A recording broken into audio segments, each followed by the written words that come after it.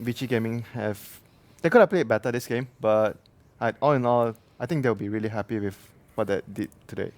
All right. Well, we have a highlight of that moment that you were mentioning earlier that, Empire almost came back and actually took the game by storm. So we're going to take a look at that here.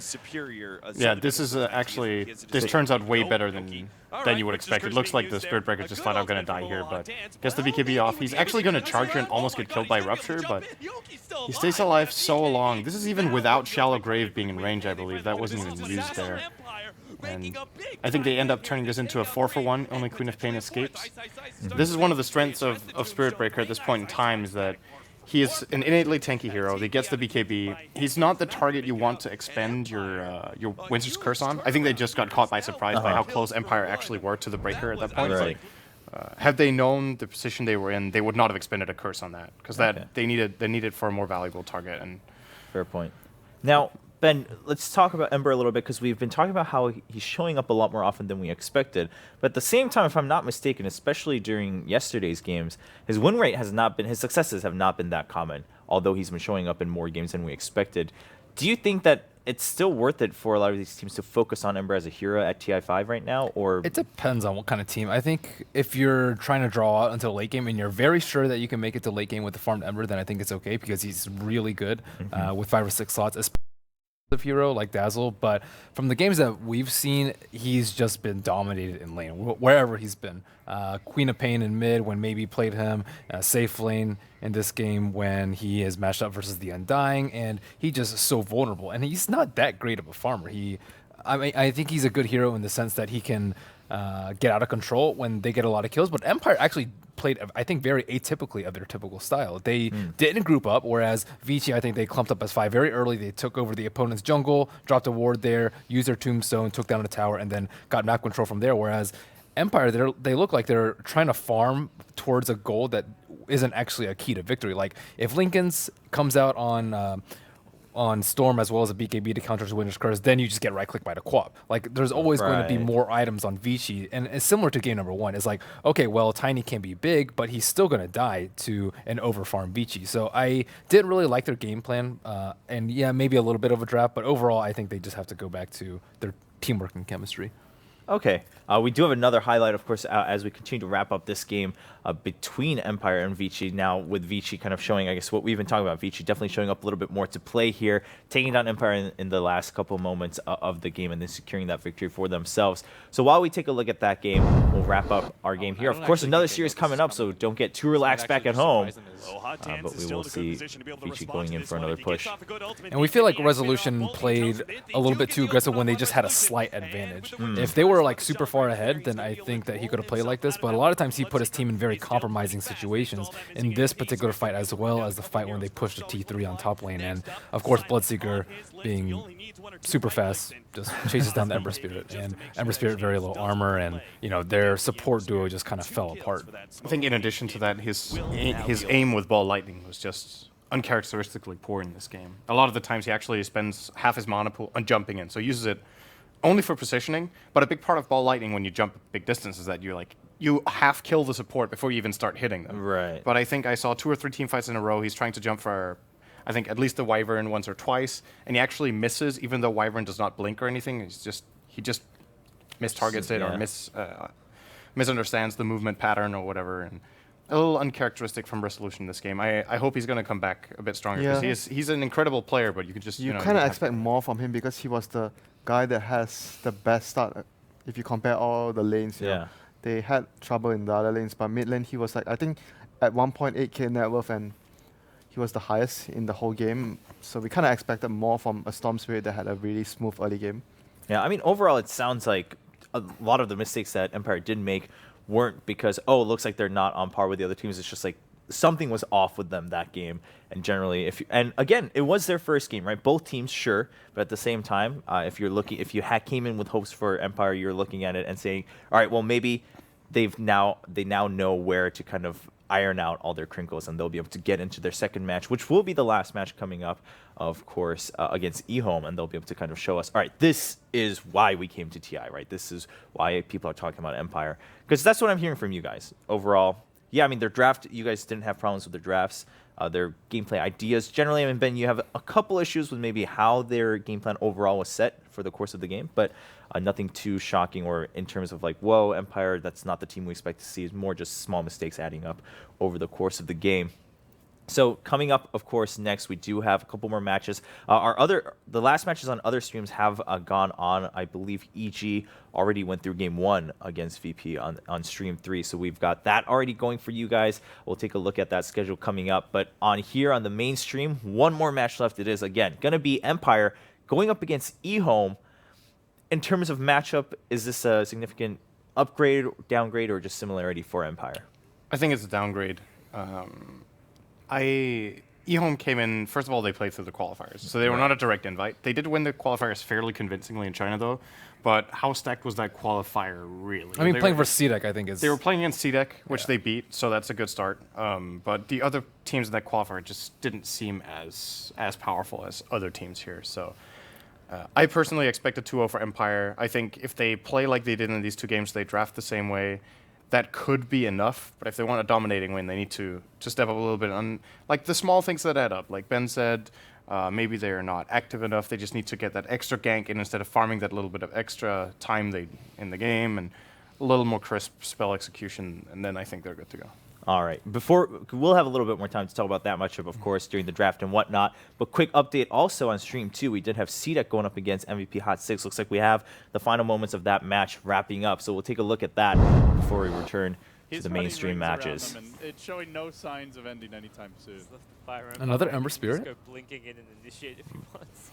Looks like it. I think Ember Spirit only won one game from our stream.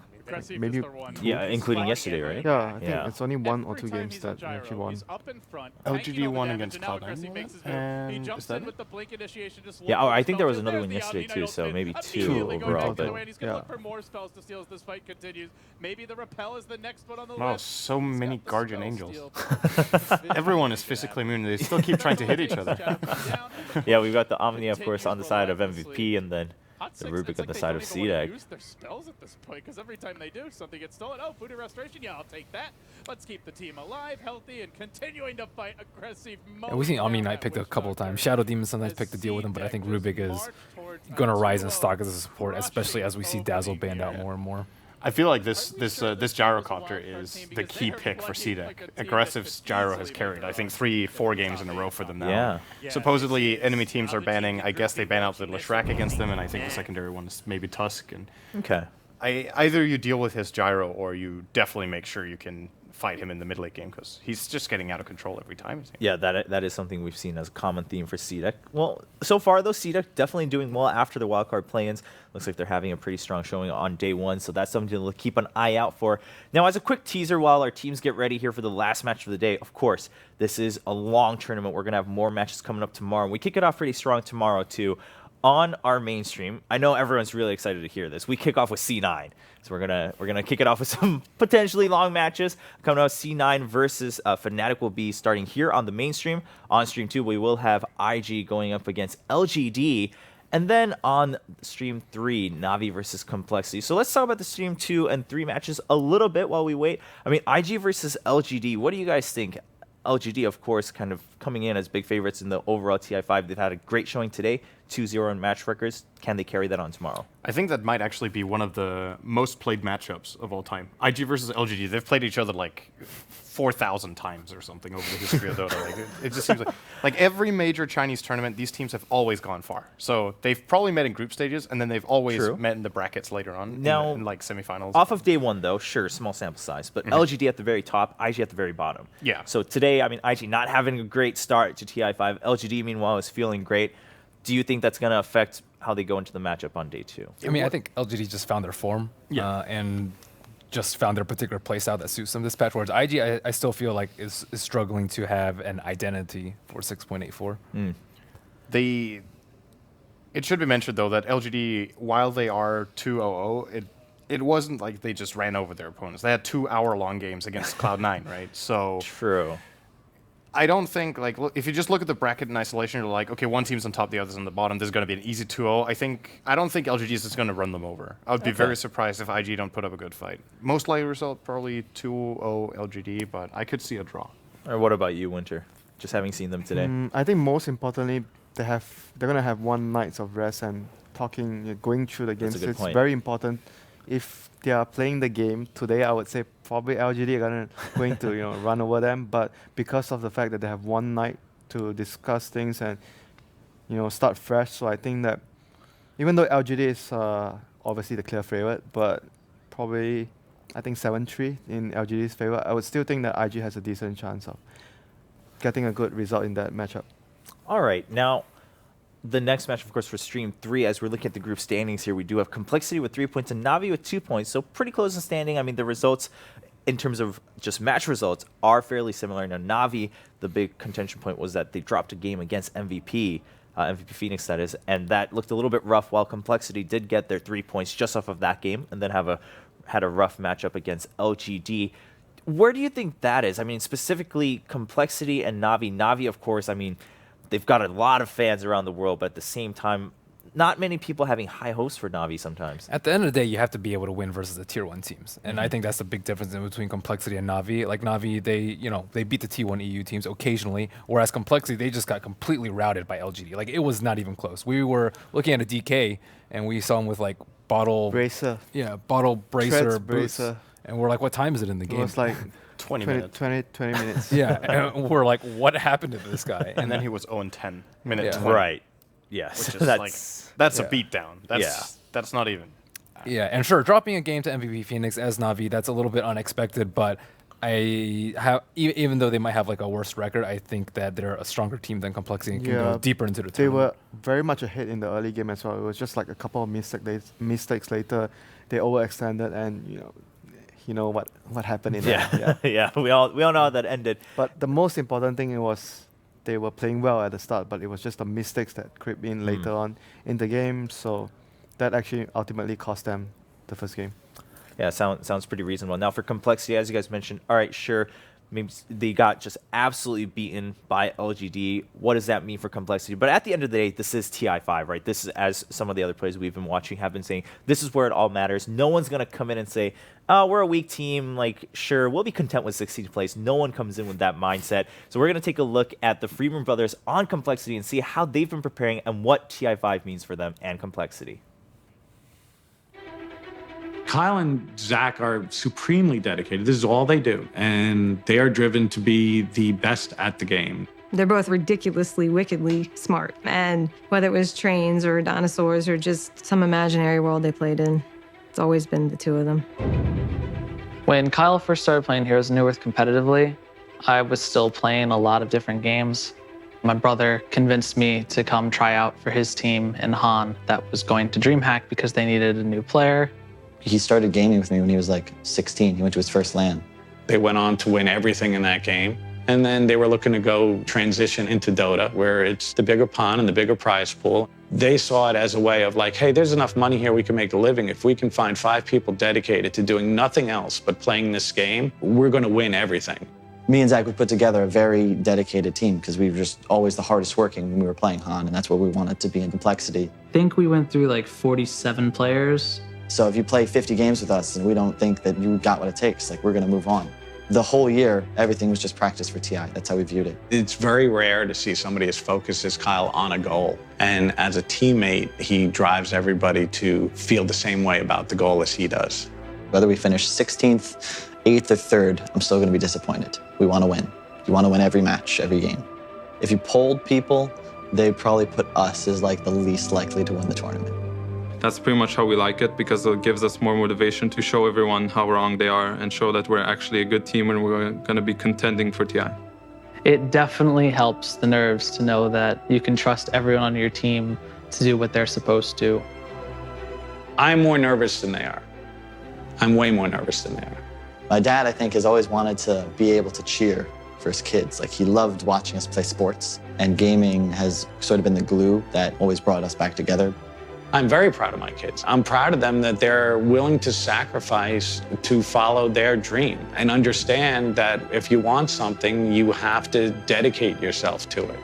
To see them working together to reach a goal that they've set for themselves, I'm really proud of the adults they are, the men they're becoming, and I can't wait to see what they do next.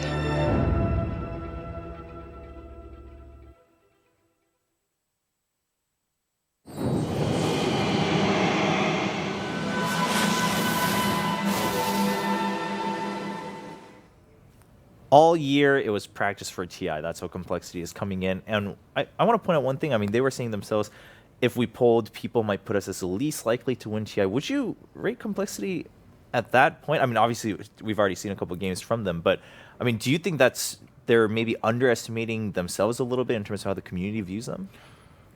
I think least likely to win TI is an exaggeration, but I think most people would definitely put them bottom 8. And then as far as right, I mean, I'm trying to think about all the teams. I would probably put them on the border to bottom 4. Okay. Right now, the way I look at the field, they're probably in so contention for top 12. So slight exaggeration, but putting them in the bottom quarter, let's say, is generally how most people would have expected them to do. So far, the results not too bad. I mean, of course, starting off against MVP Phoenix, one might argue a little bit of an easier opponent than other teams, but at least they get that good kickstart with those 3 points. So once again, they'll be playing against Navi tomorrow in the first match. It will be on stream 3, though.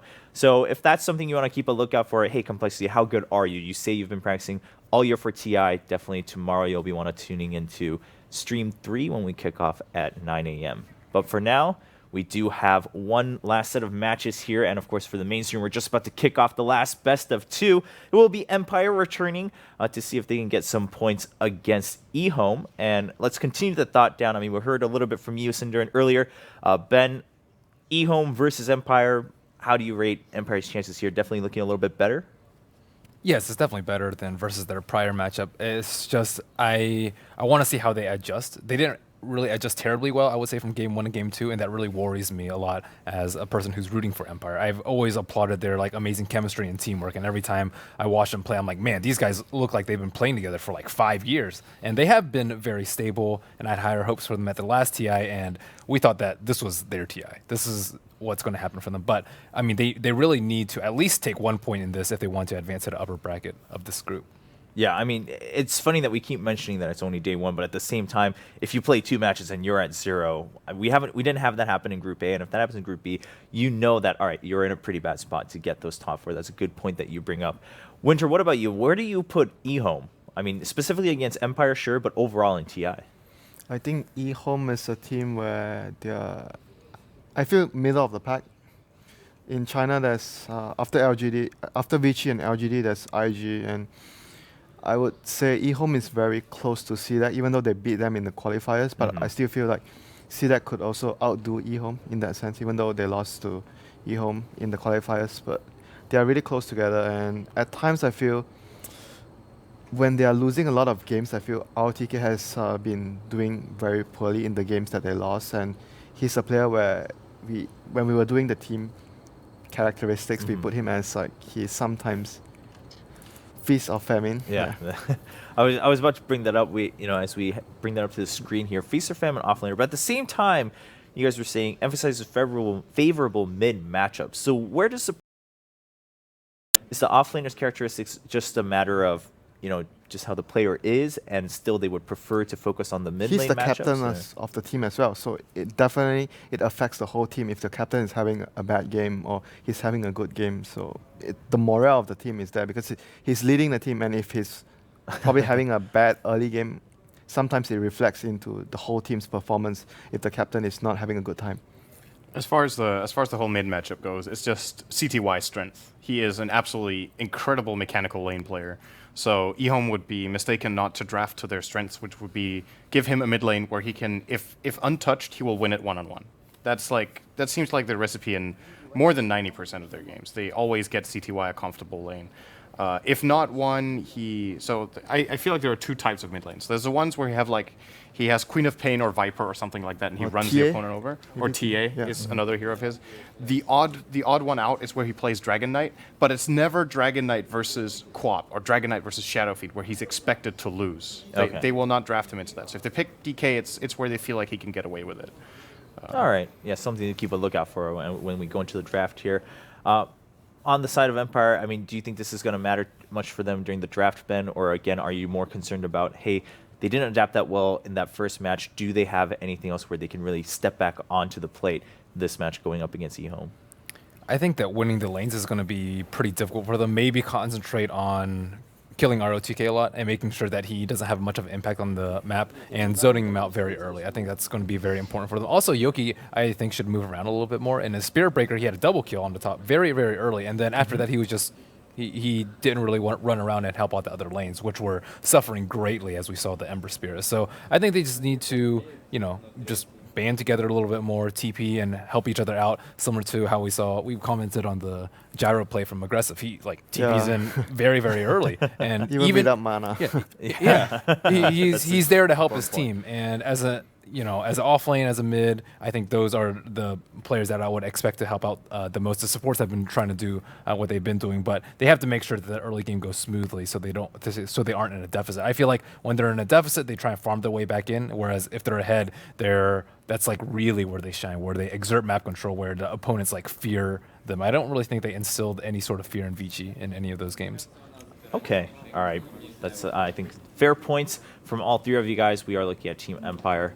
Just looks like, they are definitely reviewing just, where things might have gone wrong or where they do want to adapt a little bit going up against Ehome. We saw the Ehome players just settling in as they are about to play their very first game of TI5.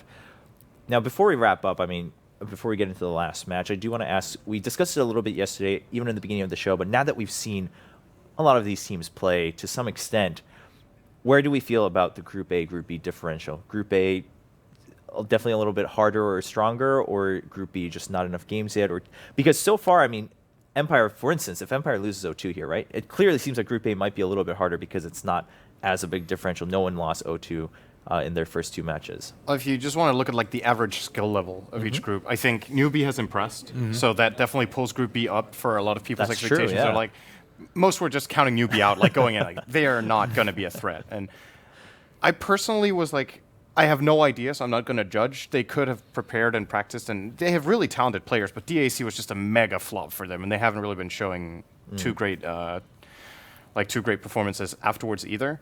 But they look pretty good against both EG and VP. VP. Yeah. So I could definitely see Newbie being impressive again this year. Probably not top 4, but they could be looking pretty good. And then I would say Vici Gaming looked good, all in all. That's true, yeah. So for me, I still think what I thought in the start. I said the groups are even. I personally think that is the case, or as close as you get. Right on. Winter, were you more impressed by Vici and Newbie just like Syndrome was? I think I remember I said that Group A was slightly stronger, but Newbie, because they are doing far better than expected, so I guess at this point it's more or less even like Group A and Group B. They are as tough as the other group. Right on. Ben, what about you? Specifically, let's talk in Group B. We've talked about Newbie and Vici a little bit, but EG, perhaps not as strong of a showing that people respect. We were talking about the drafting phase. We're not exactly sure what the reasoning there was of giving up the Lesh 2 times in a row. Where do you think EG is right now? I think their performance has been a little suspect, dropping a game versus Newbie, but at the same time, I still think their skill level and skill ceiling is really, really high. So I don't really doubt how far they'll go into the tournament. As far as the others, I think CDEC is really strong. I think, it's it's just a wild card, but they're really good. And on top of that, Empire has been just slightly disappointing, I would say, for me. Okay. Also in Group B, of course, MVP Hot 6 there. MVP, overall, it looks like at least one of the teams they want to get into the top 8 eventually. Do you see that happening, given, again, the, pleasantly surprising results from the other teams in Group B? I think MVP Hot 6 is going to place at least 2 placements higher than MVP Phoenix. But then the question for me is it going to be 12-10 or is it going to be 10-8? That's kind of where they are right now for me. Or actually, maybe arguably, MVP Phoenix could even be among the 3 bottom teams right now. It's a little hard to say Right, yeah. with this little tape on them, but if an MVP team brings home a top 8, it's MVP Hot 6. I'm fairly confident already with what I think so, but I want to put an extra point on Phoenix where they have much more motivation because it's March last TI. He's going to Army, so I wouldn't count them out. They might pull out a surprise for us. That's true. I mean, I like that you bring that up because when it's a tournament like TI and that's kind of on the line where you know he's going to retire, I mean, that's kind of the joke, right? Like some players say they're going to retire, they return, but if he has to go to the military for 2 years, chances are we're not seeing him play at least. Again, maybe he returns to coaching or something like that. But in that case, yeah, that could be a complete motivational factor. Maybe Phoenix pulls something out that no one ever expected. So that would be interesting. We will get to see Hot 6 tomorrow on the mainstream, so that's a little bit of a primer. But for now, we are going into our very last match. The last best of 2 for day 1. It will be Empire versus Ehome. Kicking this off, Empire is on the dire side with Ehome on Radiant. So we'll have to keep an eye out. I mean, specifically, of course, for Ehome, as we've been mentioning, what are they going to do for the mid lane? That matchup, how is Empire going to react to that if they have a chance at all? And Empire, how are they going to adapt from their performance earlier? This is Ehome's first series, yeah? Yes. So that would mean they have 3 games on one of the next days. Yes, it sounds accurate. I'll have to double check while we go through. Or What, wait, no, technically, no, they No, can have they 1, don't 2, have 2, to. 2, No, 2. yeah, because everyone has 1, 2, They're 2, one of 2, the yeah. teams that only plays 1 game a day. Yeah. Never mind. Yeah, of course. So, yeah, this is their debut. I'm very curious to see their drafting more than anything. I think their Ehome playstyle is pretty defined. As Winter said, what ROTK shows up today? Is it Feast or Famine? I really like the comics at DAC. That was hilarious. Did you actually get the English ones? Yeah, we have. Yeah. Yeah, it's pretty fun. It's a good way to describe ROTK. Like he's clearly an extraordinary player. He placed second at last year, commanding Vici, to almost take down Newbie in the finals. So I don't think anyone doubts his skill. It's just, he's a funny player to watch. He might just have too much to do at once, right? If he's Maybe. drafting, he's captaining, and he's playing off lane. Like most other captains you see play support.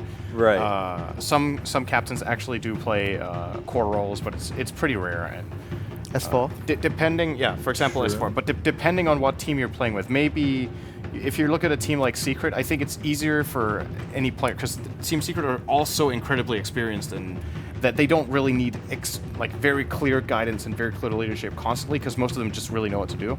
But in a team like Ehome, there's less experienced players. I could imagine that RTK kind of needs to, I won't say hold the players' hands on the way, but definitely needs to guide them more than in Secret. So maybe he has difficulty finding the focus to perform in his own game at the same time. That can be an issue.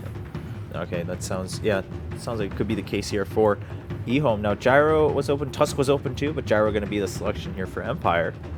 Shadowfin is open for CTY. That's a CTY hero. Yeah. Definitely. And Quap is out of the pool, so one of his natural enemies. Oh, okay. But passing on it, I was going to actually bring that up too because Quap was banned on the side of Dire because it looked like maybe they did favor that Gyro a little bit more, but SF could have been an easy pick, but Dazzle coming through again. Dazzle's been showing up left and right. What's new? So that's going to be a little bit of a thorn for Team Empire.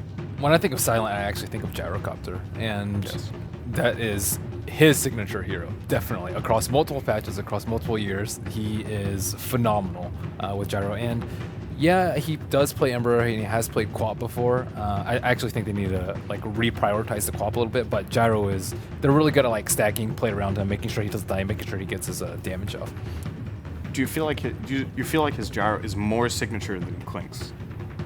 Because that was the other hero I was Things thinking like about. it goes way back. But maybe it's too long ago. Yeah, that's a good valid point. Yeah. It's a hero actually we saw EG pick in both their games. Yeah. So they definitely feel like it's a core hero to bring up, and I wouldn't be surprised to see Empire getting it later. I think it's a very powerful hero after the buff to Desolator in particular. He just comes online really early and has ridiculous physical damage output. Solar Crest is another great item for the hero, so he is a hero I think we will be seeing more of this tournament than we have in the previous months. How do we ignore Tusk? Yeah. For some reason, I assume he would be. Okay. Yeah, I mean, Tusk got through. We just expect the hero to be either first pick or first ban. Yeah. So now being banned out by Empire, they're like, all right, you don't take it. We'll just ban it out after taking Earthshaker. Again, Gyro I think has received much higher priority than he has been in the past month. Yeah. Like I don't think that Tusk. I didn't expect Tusk to be kind of ignored over Gyro. And as first pick too, like I think banning Queen of Pain is strange, I would say. Yeah, because you can always snag it up, and like we mentioned before, Quap is a very flexible hero. You can lane her anywhere, and it doesn't really affect the whole Jarv in general too much. So I think it's because of their last series. Like they got destroyed by the Quap in the second game, and then in the first game they were very reliant on it, and it didn't deliver. It might have been because it was a safe lane Quap instead of having a resolution Quap, but I think that's definitely a weak point if I'm looking to analyze Empire's drafts. It's like you shouldn't be banning it. You shouldn't be having to ban it. Unless you have like, okay, well, we're going to pick Shadow Fiend. Maybe if you're like Radiant in first pick or something like that, but Dire first pick, I think you cannot go wrong with it. Okay. Now, the Visage ban, not a ban we've seen too commonly, at least not here at TI. Winter, what do you make of that for Team Empire? Might be actually something that they, in the past Ehome games that they prefer to pick the hero a lot. But in general, it's obviously weird to actually ban that hero. Like, it used to be picked a lot with Drow, but because of the nerf recently, teams have been not favoring that combination of heroes much more. Alright, well, we'll see. Maybe just a result of their preparation a little bit. And then Storm ban. Going by pretty quick for Ehome. Looks like they had their mind set on the Bloodseeker. I'm actually surprised we haven't seen any Drow this tournament. She's still like okay strong with Visage, clearly not as strong as before, but I think it's like it has been met with a few like losses here and there. But I think like if you see them pick like Ember for example, I think you can just punish really hard with the Drow Ranger, and you can just dominate your lanes really easily. Because I mean, a lot of the games that we've seen is just like, oh wow, 10 minutes, this lane's just gotten out of control, and it's almost impossible to come back from. Yeah, I mean, but then again, maybe that's something that's going to develop over the week, right? Because you mentioned Ember, but Ember was not one we were expecting to see this often coming into TI5. So maybe we'll see that develop as teams start to study each other's tapes after day one. So what do Empire usually pick for a solution? It's generally Semi-core that can actually deal damage later. Quap, Lesh, TA, Storm, SF Invoker. SF Invoker. Okay, so they have plenty of options for him, so they don't need to pick it yet. They're going to grab Bane, which we've seen banned a few games and picked like once on this stream. He was actually surprisingly good in the games that he was picked in. Yeah, and even not on our stream, we've definitely seen Bane show up, and we've definitely had a couple bans for Bane, but that's what Empire's going to snag up. And right after that, Rubik just saying Earthshaker, Bane, even Gyrocopter, just going to make sure that I have all those. It's a tasty Rubik game. Yeah. There's some good steals. As far as synergy with their own team, I don't see a very... Like, it's good with Static Link, Telekinesis to be able to do that. And actually, well, with Blood Right, it's great too. It's very easy to set up the Blood Right. The moment you lift, you just cast Blood Right and you throw them into the center of it, and you actually can't escape. Even with a level 1 Telekinesis, it is enough. So, this pick tells a lot about what Empire wants to do now. Because it's going to be a more or less Earthshaker going offlane maybe, and Lina will be mid. Yep. Like Lina as a core is very good against Bloodseeker when he's Blood Rage and you just drop a Laguna on him. You might be able to just nuke him down from full from that. Yeah. It's scary with the Dazzle though. As a Dazzle player is like really spot on with his grave though, he can just heal up and completely mitigate the damage from the Lina. So you have to be very, very careful now that you have to drop him right away. Yeah, and to be fair, to give credit to all the Dazzle players so far in TI5, we've seen some really clutch plays coming out from Dazzle. So. I mean, he can just die from full though. Very true. Yeah, we've seen that a couple of times, I think, with the Aghanims on Lina. And if you don't have any stat items on Dazzle, you're usually going to die in one blow.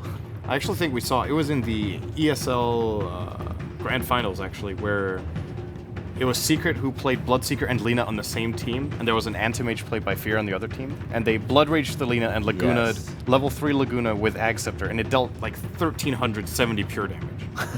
So, good luck graving that. Right. I got you, buddy. You're dropping to 1,500. Let me grave you here. All right, and then the Tide being banned out by Empire. Second ban we've seen. It's a classic ROTK hero. He likes to play that hero a lot. So what does Ehome need?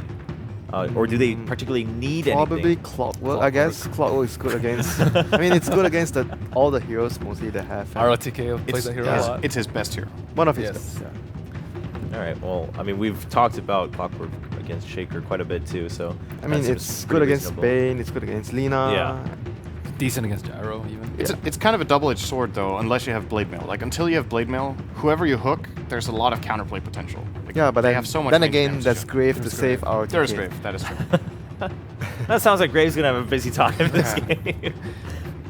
And generally, the moment Clock hits level 6, Dazzle might be level 4 or 5, right? So then Right. if you have level 1 or 2 Grave, the cast range is not 1,000 at that Yeah. point. So if he jumps in ahead of the team and Empire make a quick response, you actually don't even have time to get the Grave off. But it is definitely a great Clock game when he gets Blade Mail, and especially when Dazzle hits the Grave timing. So I agree. It was probably the best pick here.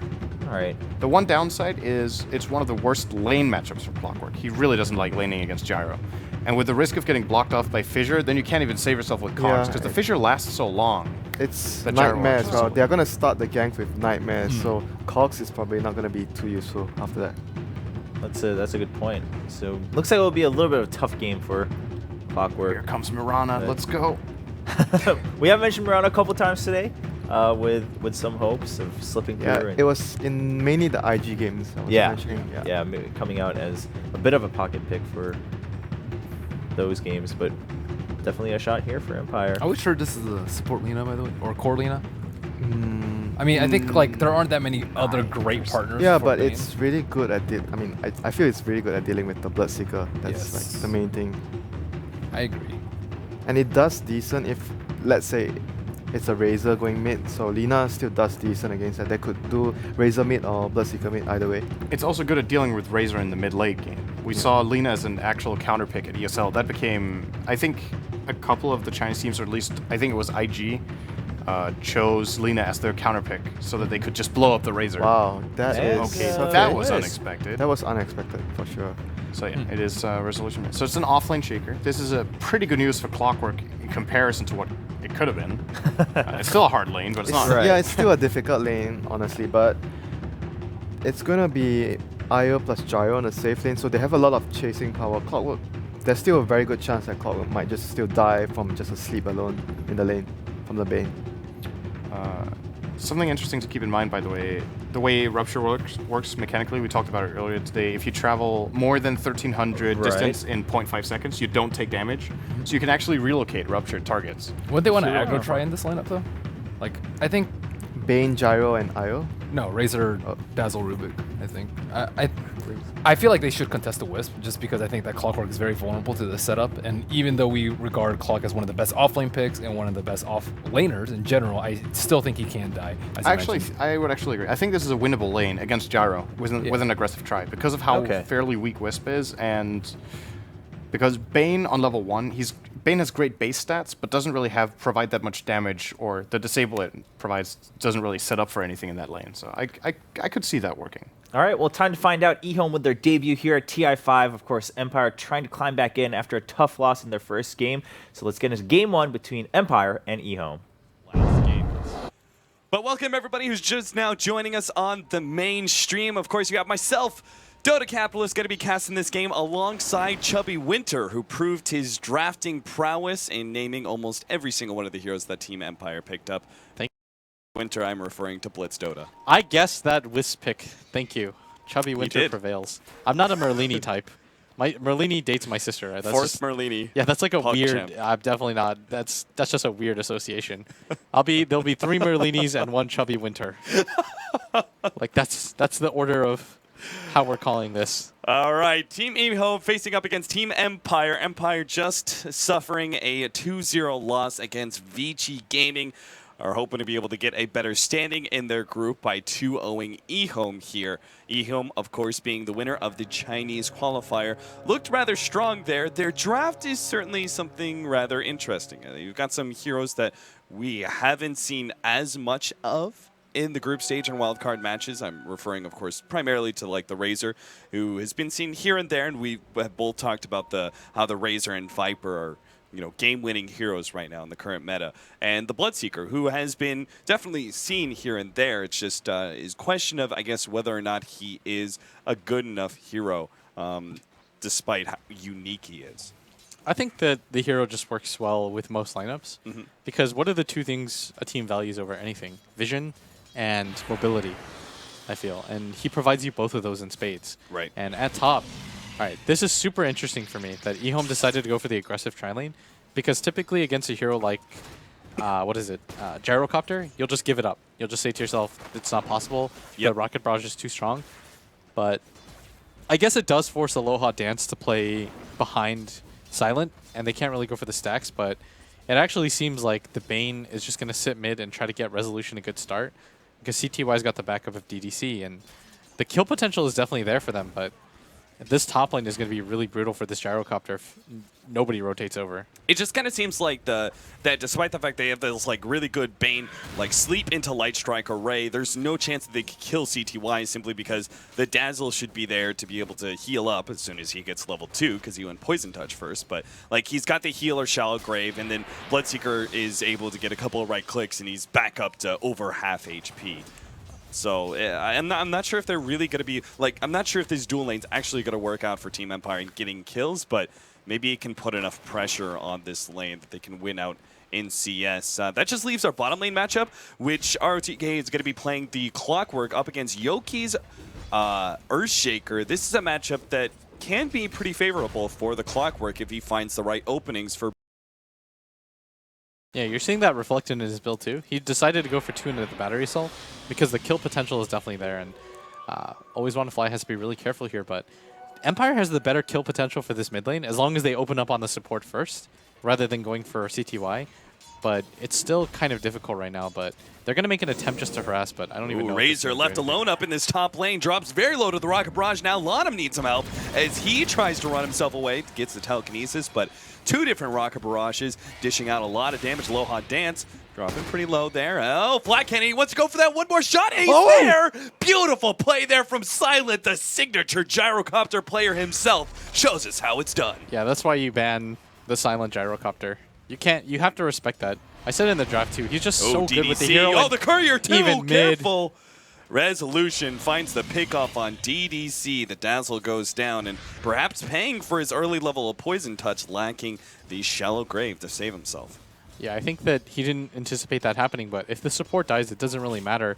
CTY can't really do a whole lot, and so they have to be more careful about that because the kill potential is definitely there for Empire, and they have to respect that, but CTY is just going to right-click Resolution, and this might actually be enough for him to get a kill. He brain saps up. CTY drops a bit low. I like the fact that CTY doesn't use the Blood Rage there to overly commit because you could tell Empire is ready to turn it around on him. I mean, Brain Sap is such a gigantic exchange in HP. Level 2, you're talking about a 320 damage exchange in the one-on-one battle between Bloodseeker and the Bane. So that very easily could have gone terribly wrong if he Blood Raged himself. Yeah, it's this bottom lane right now that I'm a bit worried about because already the Clockwork has built up a boots lead over this Earthshaker, and there's going to be a time period where Yoki just has to be so incredibly afraid of ROTK just being able to go right on top of him and kill him. Like he can go for the second level of Rocket Flare here, but if he wants to just all in, yeah, he's got the 3rd level of the Battery Assault, so now you're just going to see ROTK play so aggressively up on him, and especially once he hits level 6, Yoki's just liable to die. So I think the better thing for him to do here is just maybe not even approach this lane and try to go for a gank or a counter gank, because standing in that bottom lane, you have to know what's going to come. Yeah. If he does stay in this bottom lane, he has to have TP support ready to go. And as it stands, the Bane doesn't have a TP, nor does the Wisp. So it seems like that's just not going to be coming to him. So I kind of agree with your analysis that he should perhaps just rotate out because with the Clockwork hitting his level 6, it's a very easy straight up kill. And if you start feeding that Clockwork, he gets the fast blade mail, and then your Gyrocopter is going to be severely threatened, right? Because there's this awkward, this awkward back and forth between the Clockwork and the Gyrocopter being on opposite sides, and who's really stronger against who. The Clockwork gets a really good lead. Blade mail is incredibly good versus Gyrocopter, because that just reflects all that Rocket Barrage damage back, so you're able to constantly drop the Gyrocopter, jump on him without fear. If I'm Resolution, though, I would be worried because I'm afraid of the gank rotation by the Clockwork. That would be really dangerous, because right now the Clockwork can pretty much kill anybody, but the Gyrocopter is probably a bad idea, right? If he gets locked in, the Rocket Barrage would probably kill him, I'm guessing. So I think you just keep a TP if you're ROTK, look for opportunities around the map, and just parlay the lane advantage that you're getting right now into a lane, rather than just sitting static. And you notice that Yoki, like I said, he just leaves this bottom lane because there's only potential for him to die there. Like, him standing in that bottom lane actually doesn't accomplish anything. And so now you're seeing what's happening. ROTK is going to go around the map, let the Razor farm this bottom lane, and with his first hook shot, just try to get aggressive and kill a core hero. And Yoki, doing the correct thing in response, is not going to head down to the bottom lane and just waiting for the counter initiate in middle, or maybe the straight up initiation onto CTY. But as I say that, CTY has backed himself up to the safety of DDC's heals. So RTK, let's see what he can do with his first hook shot towards that middle lane. If it's successful, it'll bump CTY up to his level 6 ahead of Lina, which may be kind of a snowball factor. Yeah, that's the thing, is that this gank is one almost everybody does. Like, predicting this isn't even good analysis, it's just obvious. Is that once the Clockwork hits level 6, and look, Resolution is still caught out by it. The sleep is placed onto RTK, and they immediately eat through the cogs. That was a very heads-up play, and now Resolution turns his double damage and Blood Rage onto the heroes of Ehome, just dealing a bit of harassment as they back themselves up. CTY, quick to dodge that Light Strike array. Still got to play careful around that Lina, especially now that she's picked up that level 6 and has Laguna Blade ready to go. Yeah, so the thing is, if you're an offlaner, when you hit level 6 like that, or I guess he was in the safe lane, but he's still playing the position 3, you're often going to see, as soon as that Clockwork hits level 6, you're going to go for that gank, right? Every single time. It's almost always going to be on the mid hero, because the safe laner is a gyrocopter. You know that it's incredibly unsafe, because Aloha Dance, because he's stacking the jungle, he's pulling, you know he's going to be up there. So mid is the easy target, and as a response, Empire actually lets it happen.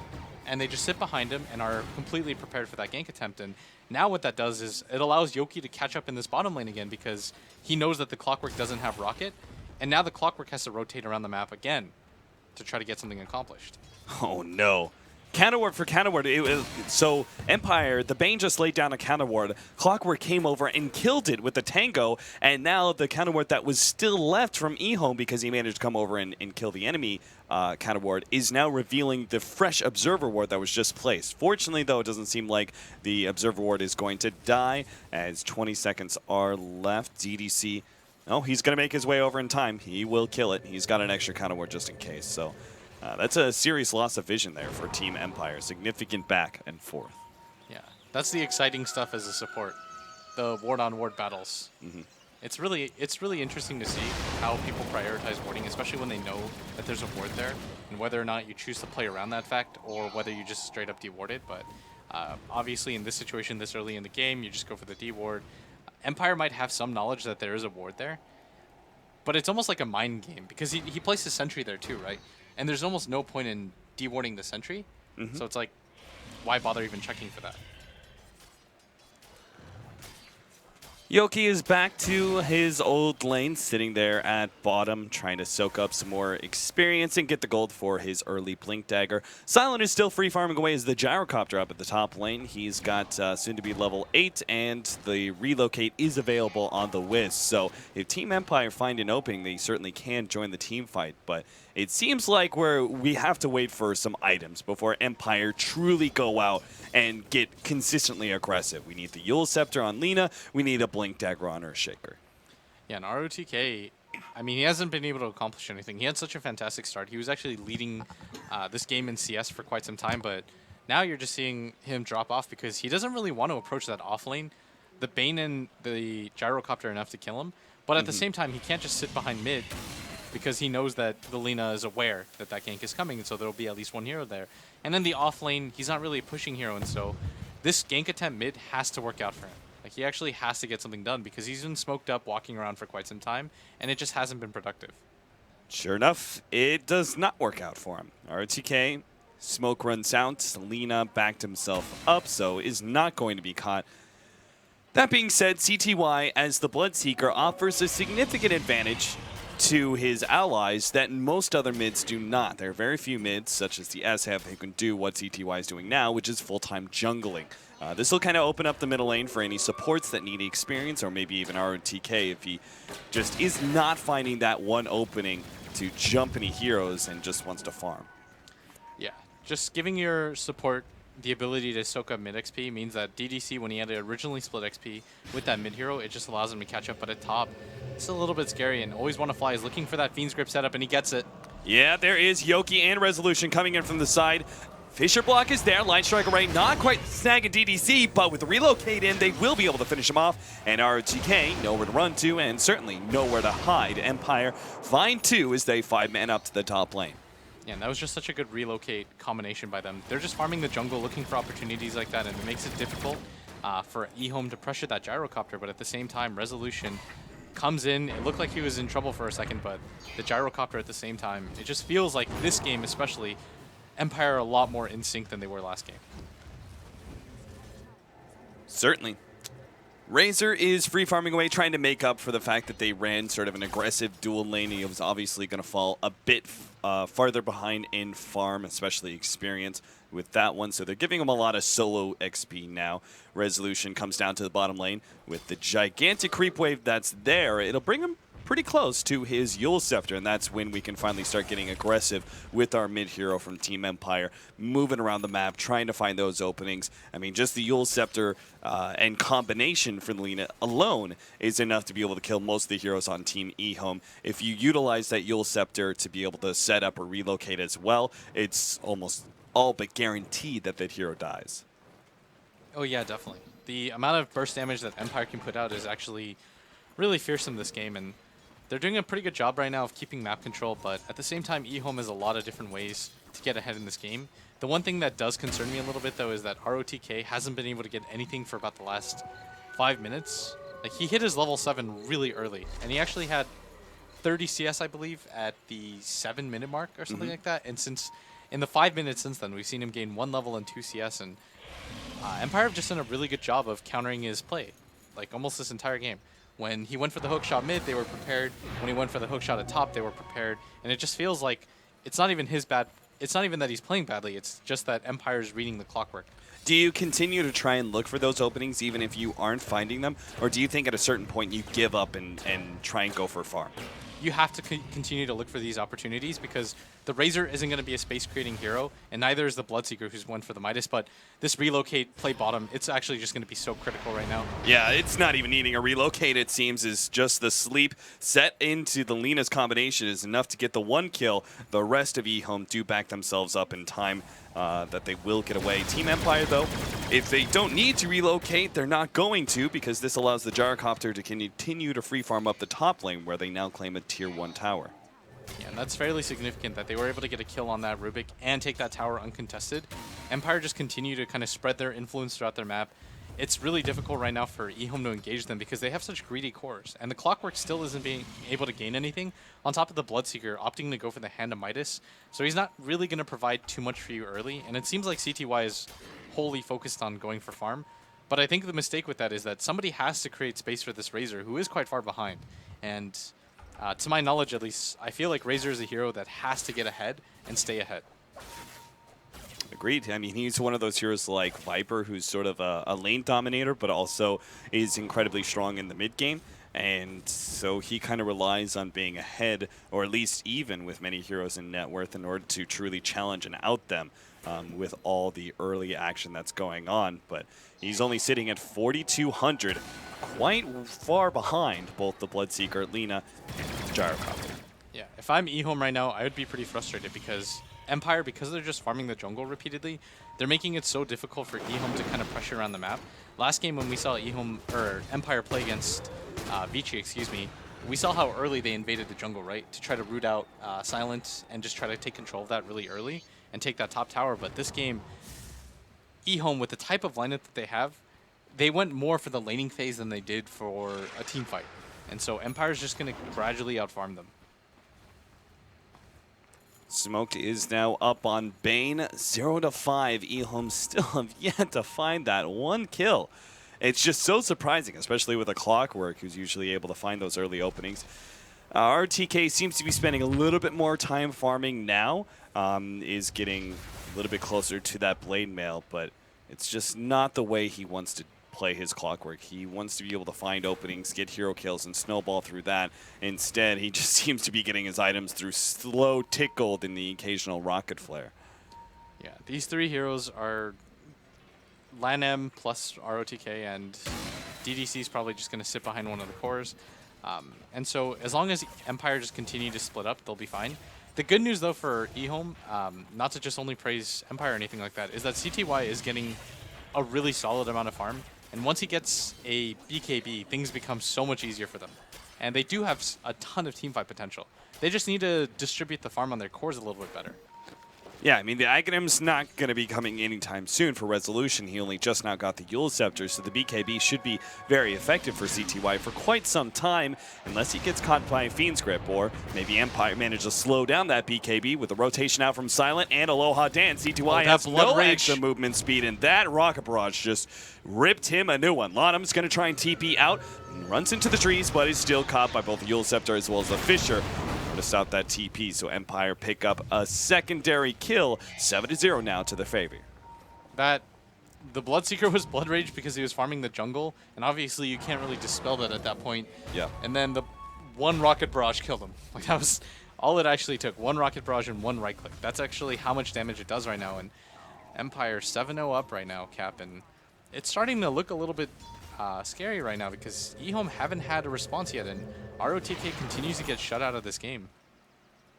Yeah, and at this rate, I'm not so sure that the BKB is going to be as effective for the Bloodseeker as we thought. I mean, Bane shouldn't really be able to get a full Fiend's Grip off on the Bloodseeker due to certain heroes like Rubik, Clockwork. I mean, they've got a couple different ways to be able to stop that channel. But if Empire are so far ahead and they're able to play very dominantly and aggressively and run out the Ehome heroes, they may not have the positioning in these team fights to stop it. Always want to fly, hiding himself inside, TP's out, and Ehome don't know a thing. They're still going to be able to get the hook shot onto Silent. Aloha Dance with the relocate out. The Cogs actually push him back. That stops the relocate. And ROTK, he's even going to be able to get out of this one. He hides himself in the trees and starts bottling himself up. Fiend's Grip getting laid down onto the Razor. They pick up both him and the Clockwork. Yule Scepter being placed on the Bloodseeker. Light Strike Array lands. They're going to try and burst down CTY before he can kill. I Always Want to Fly. Yoki gets the Echo Slam in order to finish him off. And now the two supports on the run. Fisher lays out Lanham and catches DDC as well.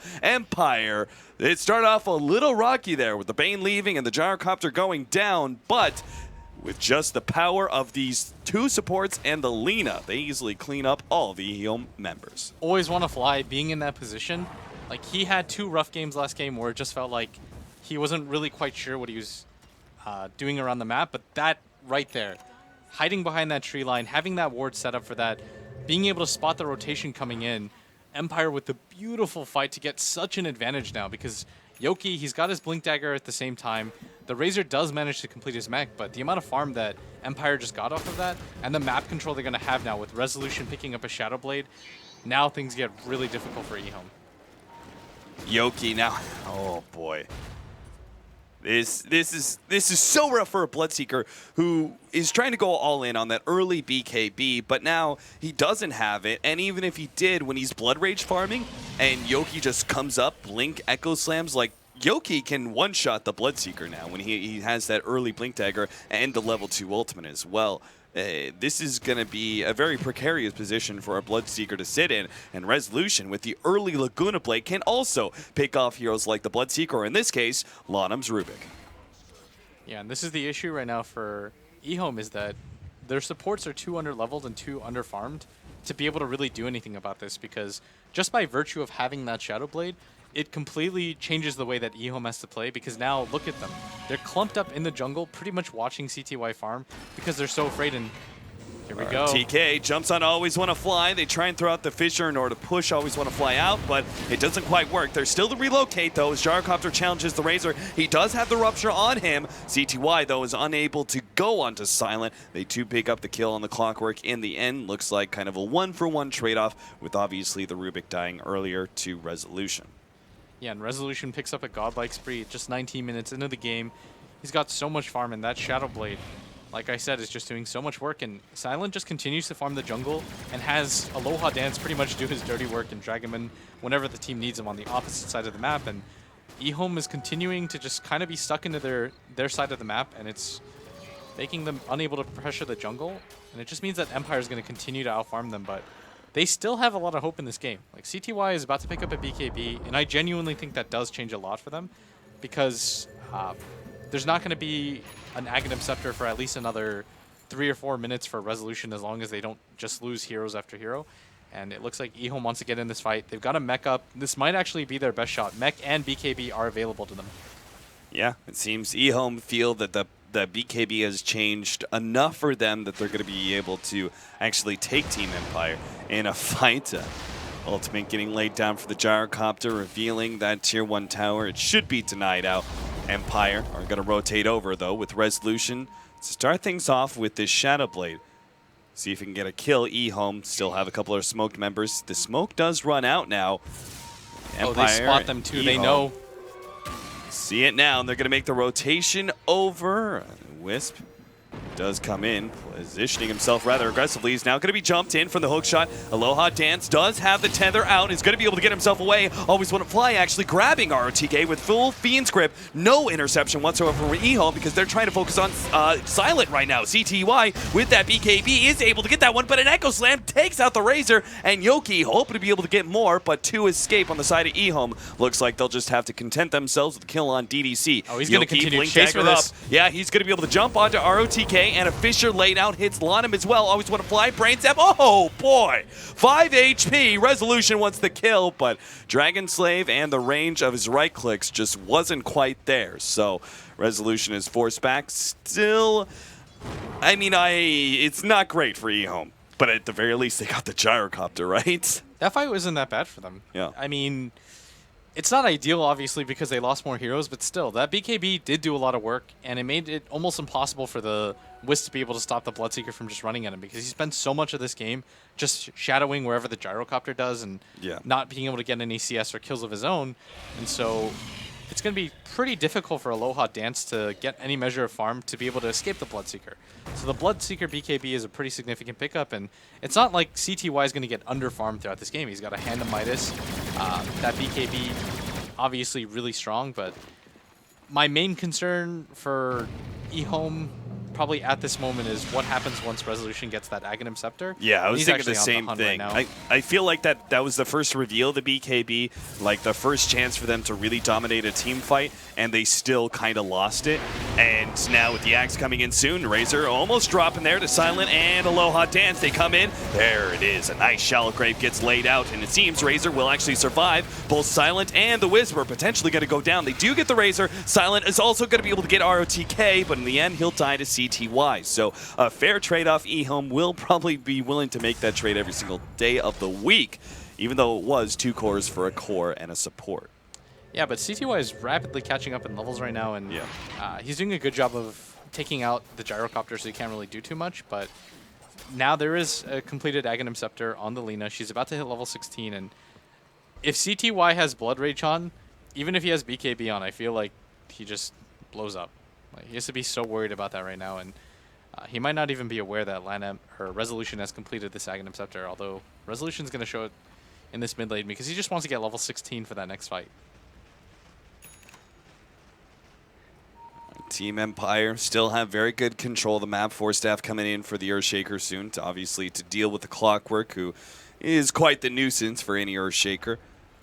Other than that, with the Ags finished up on the Lina, we can now see what kind of builds you go for in this game outside of the Aghanim Scepter. Do you want to go for like the Refresher so you have just double Laguna Blades to lay out, or do you like the right-click build that we see from some Lina's late game? I think first and foremost you have to go for a BKB, because what kills you right now is ROTK getting the hook shot and forcing you to use a spell or die.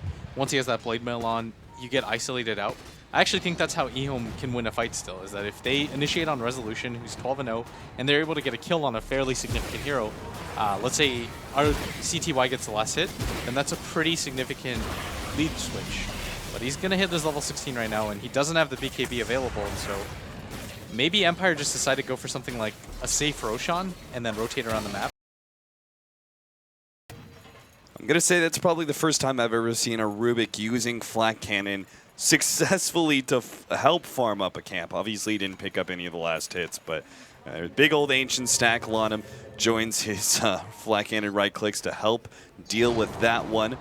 The rest of the team Gonna have to fall back though. Both middle and bottom lane are pushing out. Team Empire just have so much control of the map that they're able to farm up both jungles essentially, and should always be able to build more of an economic advantage as time goes on.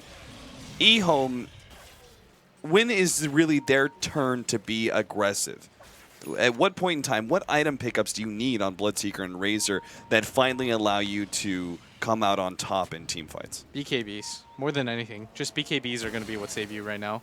Because you just have to worry so much about the stun from the Lina, the Echo Slam, and the Fissure. It's just disrupting too much in these fights. And so being able to pick up a BKB on the Razor, being able to pick up probably... I think the Clockwork goes for a 4-staff or an Aghanims, maybe even a 4-staff. Because once he sees that Gyrocopter has a BKB, you don't want to be stuck in the Thunderdome with him anymore. This will also allow him to pursue the 4-staff Earthshaker, right? When he is able to jump him, Earthshaker 4 staffs away, you do something similar on the Clockwork. Try and stay in range with that Battery Assault. Yeah, exactly. I think going for a BKB on ROTK is a little bit unfeasible. It'll take too long, whereas the 4-staff is an easier build-up, but right now Empire, I think they should just look for the Roshan because they've shown the BKB on Silent, and so they are trying to demonstrate to Ehome, yes, we're Roshan, come take a fight. There's a haste rune for Resolution to take as well, so he'll have that one bottled up for the next fight. Lohot Dance putting himself on the tree. Okay. He actually stopped his tether. Maybe he wants to... Is this intentional for him to be up on the cliff so he's able to get a good relocate save? And there's no chance that... Very little chance, at least, that Ehome's able to catch him out. Yeah, it's not a terrible play, but the problem is that the Clockwork Rocket spots it, and so it kind of renders it a little bit useless. So Aloha Dance has to be really careful about being caught out, but Ehome are completely prepared for this. They're rotating heroes down, but YJ just wants to get his BKB as soon as he can. Five-man smoke. Team Empire. Pretty classic play. When you're on the Dire side and you want to go for Roshan, but the enemy team knows about it, you don't want to just go into the Roshan fight and let them initiate on you. Very often what teams do is smoke up and make the full rotation into the enemy jungle and wrap around. And the best thing is possible is that you catch the enemy team in this area and you actually have the high ground advantage over them. This time, Team Empire don't actually find anybody and end up pretty much where they started, at the Roshan pit. Yeah, and ROTK is just firing rockets into there, and Empire actually don't seem to know really what's going on because they don't have wards on that side of the map.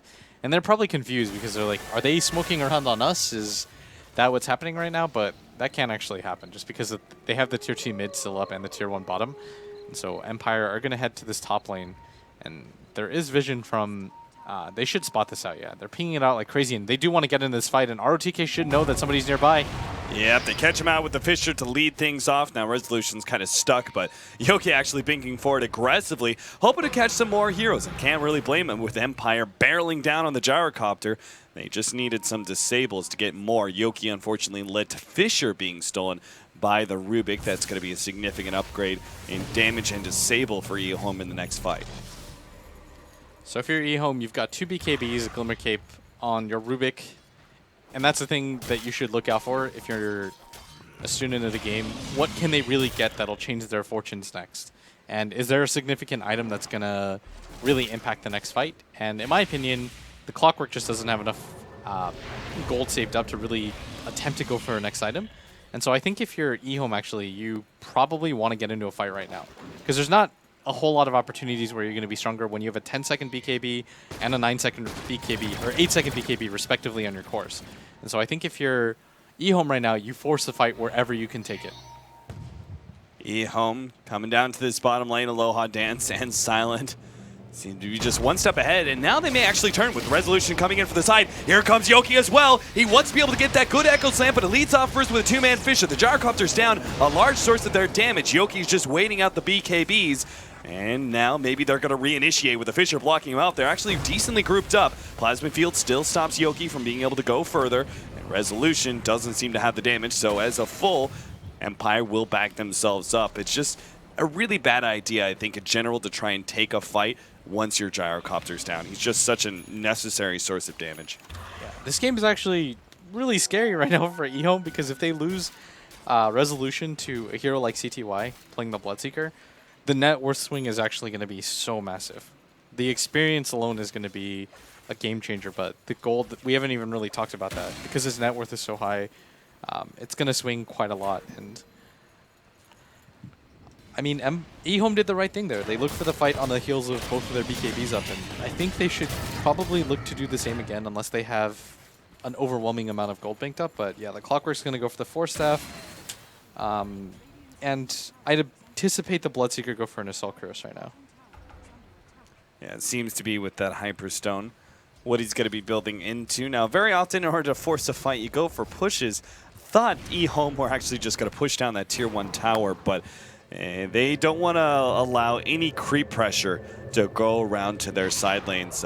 Already Razor up the top lane and C2I farming up middle. So Ehome seemed pretty content to just kind of sit back and farm. I mean, they've killed the Gyrocopter a couple of times now. He's not barreling out a farm by any means. Like, he's just only 300 gold ahead of the Bloodseekers. So I feel like they're just assuming, you know what, if the Empire are kind of reaching a point where they have to force a fight, not necessarily right now, but sometime soon, right? They have this advantage on the Gyrocopter. If they finish up the MKB, they should try and take control of the map, or at least take Roshan. So Ehome are okay with just sitting back and farming up that next round of items while they wait.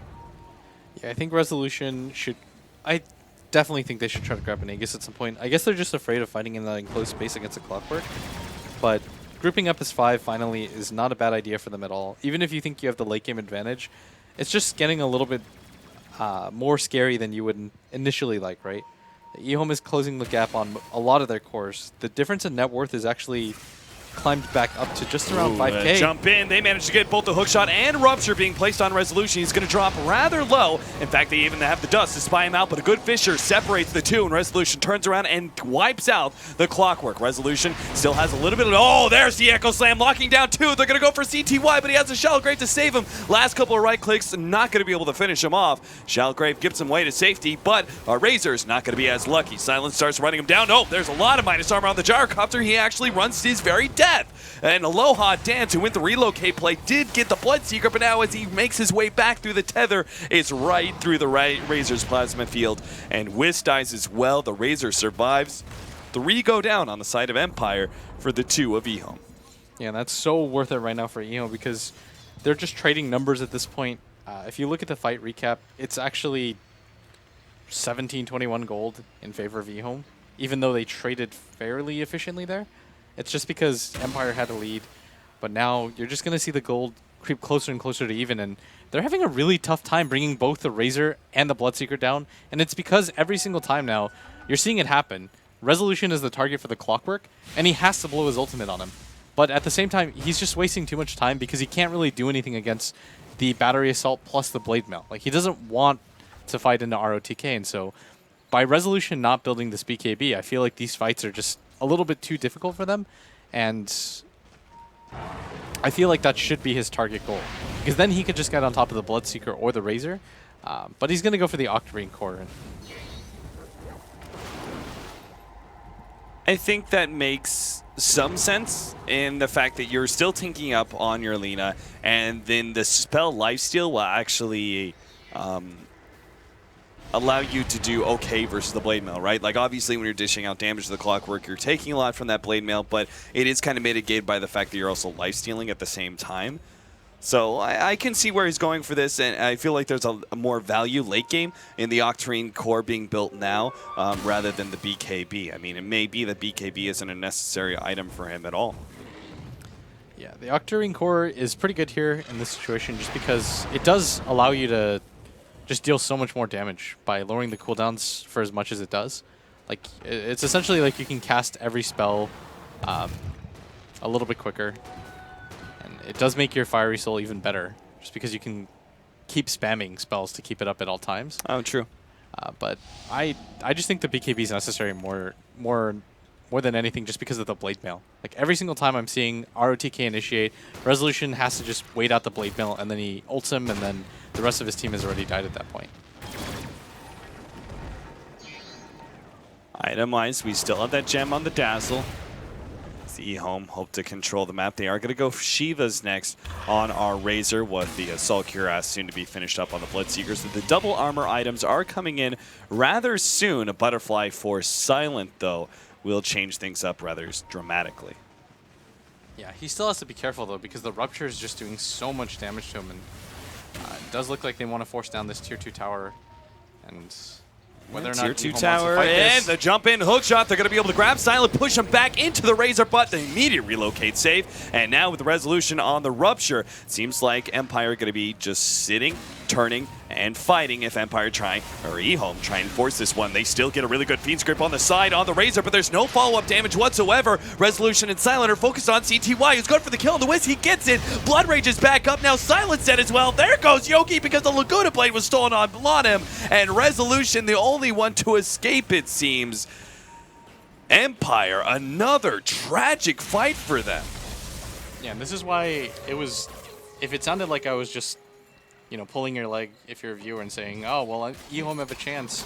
I know we've been doing that a lot of the days, but CTY just continue to relentlessly farm. And getting the BKBs against a lineup like Empire's is just so good. And now he's got a DD rune. He's going to go for the Roshan. And, I mean, Empire's committing so much to this. If they don't get the Roshan here, this could feasibly just be such a big turnaround. Yoki doesn't have the Echo Slam up. He's got to be careful. The hookshot is up for RTK as well. So Yoki already kind of showing himself, does make sure that Roshan doesn't fall. But this also means your buybacks were used and you haven't actually gained anything other than stopping Ehome from getting an Aegis. So they kind of need to be able to take it for themselves. Ehome, though, are not going to be ones to shy down from a fight, I think. I mean, there are no cooldowns that they're waiting on. Dazzle doesn't have Weave for another 8 seconds, but I think that's a pretty minor fact. Yeah, you have to be careful if you're Empire at this point in the game, because if you lose the Earthshaker or Silent, they've both used their buybacks, and that's just slowed down their farm by so much. And even probably more scary than that is just that Resolution hasn't died yet. And that's such a huge bounty on his hero. Whatever gold deficit they're at, they're actually leading now. Ehome is actually leading in net worth for the first time since actually the beginning of the game. Like, they were always down throughout this game, with it dipping as far as 7,500, but now they've swung at 10k the other way, right? Like, they've actually gained 10k gold over, and they've now built up a 2,500 gold lead over Empire. And that's just on the fact that it just feels like Empire are itemizing a little bit worse than Ehome. Like, Ehome's played this really well, and ROTK has just shined like throughout this entire time. And Lion M, he stole the Laguna Blade cap in that last fight, and it just did so much work. Yeah, that was a beautiful steal. He still got it for another 150 seconds. They're going to go for the smoke up now. A 4-man smoke while Razor pushes out that bottom lane. They still have the tier 1 tower up. Looks like they're going to go for a Razor push at bottom while they sneak in Roshan. This is a very clever play, and it looks like Team Empire going to be caught with their pants down. Roshan just dies so quickly between the Solar Quest and the Blood Rage. They had a very small window to actually check it and intercept. Now RTK is going to be able to jump on Aloha Dance. Locks inside the cogs, puts a Rupture on him as well, but Aloha Dance will have the room to TP out. Yeah. Casting that Rupture doesn't cost him too much, and it allows them to kind of see how Empire want to fight and if they want to continue to force the fight. But Empire aren't interested in looking for the fight anymore. I think they've realized at this point that they are no longer in control of this game. Like, CTY is so overfarmed. They don't have enough heroes to deal with the double BKB that they have, and the amount of physical damage that CTY and the Razor can tank. There's an AC, a Shiva's Guard completed on the Razor. He's got a mech on top of that. It's actually insane. It certainly is. Ehome. Tier 2 tower, gonna be forfeit from Team Empire. I mean, they could take the last couple of fights, and those were not into a second life for the Bloodseeker. He's finished up his Assault Cuirass. Team Empire, this game, obviously, they lost a lot of control. They had this advantage early on, and they just kind of fumbled the ball a few times, and now it's to the court of Ehome. But if this game pushes late, and I'm talking like past the hour marker, is it to the advantage of Ehome still? I think that Empire, in that case, have the advantage, but right now, Ehome they just have so much more to gain. Like, Because fair if enough. Resolution dies, again, I've been saying that all game, but just wait to see what happens when he dies. Like, that's going to be such a significant swing the other way. And it's really easy for him to die now. Like, they've got a gem completed on one of the supports. This Rubik now has an Aghanim Scepter. So if he steals the Lina's ultimate, it's just going to ruin the fight for Empire. Like, that they actually can't win the fight at that point because he's just going to target the Gyrocopter or the Lina, and that's half your HP. Yeah. And then you just combine it with the Rupture, and you guarantee yourself a kill. And so Ehome, they're in a much more commanding position than Empire ever were, actually.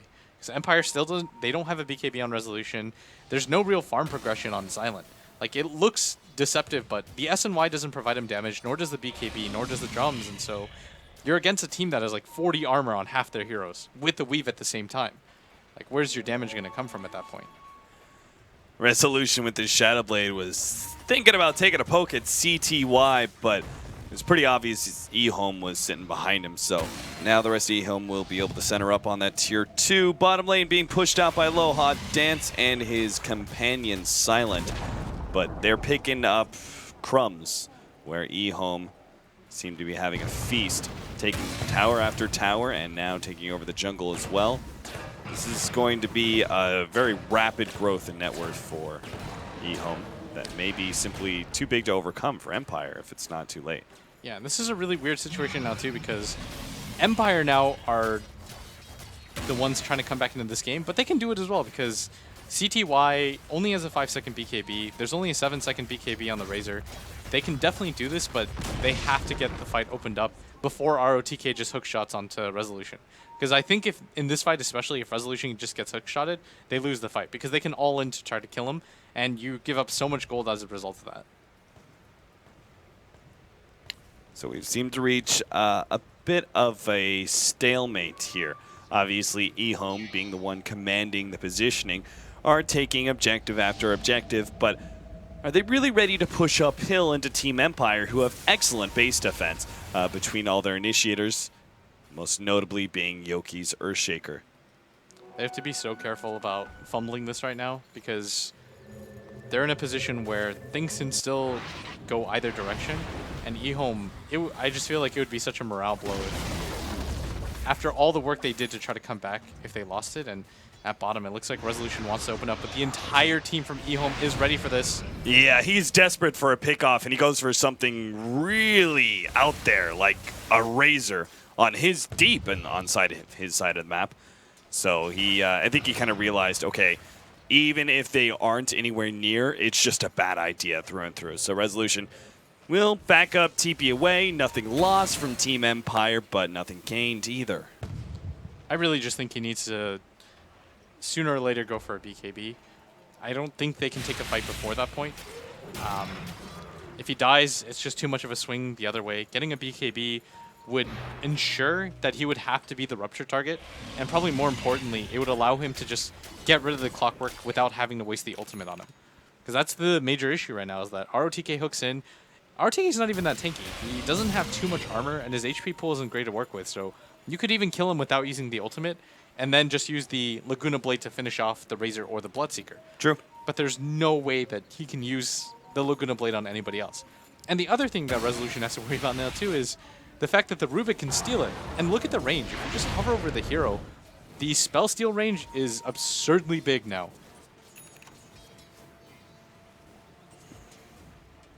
What a scary game. Looking at this and going, how is Team Empire ever going to win a fight if Ehome are ready for it? And for me, that says Empire have to go for a surprise pickoff. Here and it is. It looks like with this smoke, they're going to find something. Lonham, oh no, and now this is actually going to turn around on them. RTK gigs the cogs, and they're going to be able to push back, always want to fly. The relocate is here, and they're going to try and fight up against CTY. It's Silent versus the carry of Ehome, who quickly turns and kills off the Bane. Now trying to back himself up. Laguna Blade on, quite enough. He shell graves and will be able to get away with a Wisp. Oh, he also goes down to the Razor. Time after time, and this is why perhaps he has such high drafting priority. The Dazzle is really the hero that determines who wins or loses these fights.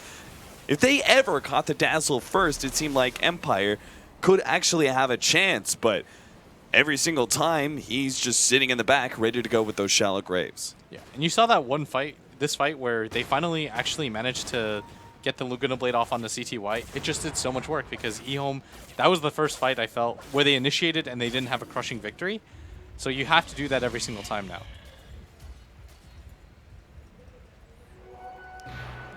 But CTY, he's got an MKB, and once he gets an Abyssal Blade, life is going to be so difficult for CT or for Silent, who looks like he's going for an MKB of his own.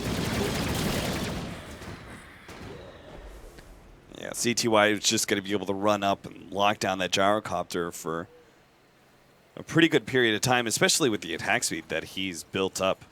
Like, he actually attacks pretty quick, so he leads with the Abyssal, gets a couple of bashes. Next thing you know, the gyrocopter's down to about a quarter HP, and no matter how much damage he outputs in such a small window, he's still going to fall. He's ditched the Midas too, unless it's on the Courier. And so this is going to be a true 6 slot coming up pretty soon, and a 5-man smoke from Ehome, and I think they need to do this because ROTK just wants to find the Lina. He wants to see if there's an easy pickoff opportunity, and Resolution might feel as though he's the target, but it's actually mid that has to worry about this. 5-man smoke up. Eho looking for that opening. Empire are a 4-man that could run straight into it, but Ehome, it's only ROTK who loses his smoke, and he's good. The Empire will back themselves up, it seems, safe from the attempted smoke gank of Ehome. Again, just these guys just never quite, like, even when they collide, it comes down to 1 or 2 heroes that go down, and then they back up, and nothing really happens for a few more minutes. It's just such a tense period of time where the team fight is going to determine everything. If Ehome win it, then they just rapidly take a lane of racks. If Empire actually manage to win a team fight, all of a sudden they're back in the game. Oh yeah, they're more than back in the game. They'd probably take lead again, but Empire just so afraid of losing jump this in! fight. What a beautiful hook shot! Grabs 2 already. There's a 4-staff away and the relocate out. So they force something. Let's see if they can actually kill Aloha Dance as he comes back. He's obviously going to go for the immediate tether play. And Yield Scepter is out. Resolution has actually that Fissure kind of blocks out some of the heroes. He lays a lot of damage into ROTK, but not quite enough to finish him out. There he's got the Laguna Rupture, and they're going to try and get him. They manage to Fiend's Grip up CTY, but the Laguna Blade turned around on the Lina. He goes down, so too does the Wisp. Yoki gets a decent initiation, but it's not enough to turn this fight. It seems Resolution, with the buyback, is still trying to win it for them. The Bloodseeker's down, and they seem to have caught the Razor as well. Shallowgrave goes out, and a TP away, but Yoki is here. Stops it with the Enchant Totem, and they will pick up that kill. Still Ehome, that was them forcing. They won the fight. They forced a couple of buybacks. Even if they did lose their 2 cores at the end, this is progression, right? We're actually moving somewhere now in this game. Yeah, if you look at the fight recap, even with Empire getting as many kills as they did, just that 1 kill that Lan M got onto the Lina swung things so much in their favor, and they have to get this kill right now on DDC and get a lot out of it. And cooldown's going to be laid out, and that is actually going to slow down Lanham as well in the background. And RTK actually jumps in. There goes the Laguna Blade once again from Resolution, but DDC... Oh, he's stolen it again! Oh my goodness, he's actually going to be able to get away with a steal on Rubik. This is unbelievable. Now it's going to be ready to go for the next team fight. Empire back up. They only get the 2 pickoffs on Bloodseeker and Razor. They can't even get something extra. Well, perhaps Roshan. They're going to be able to get Aegis and Cheese. Oh, no, it's not even Cheese yet. They don't want to fight against that Rubik with Laguna Blade. Like, it does so much damage to them.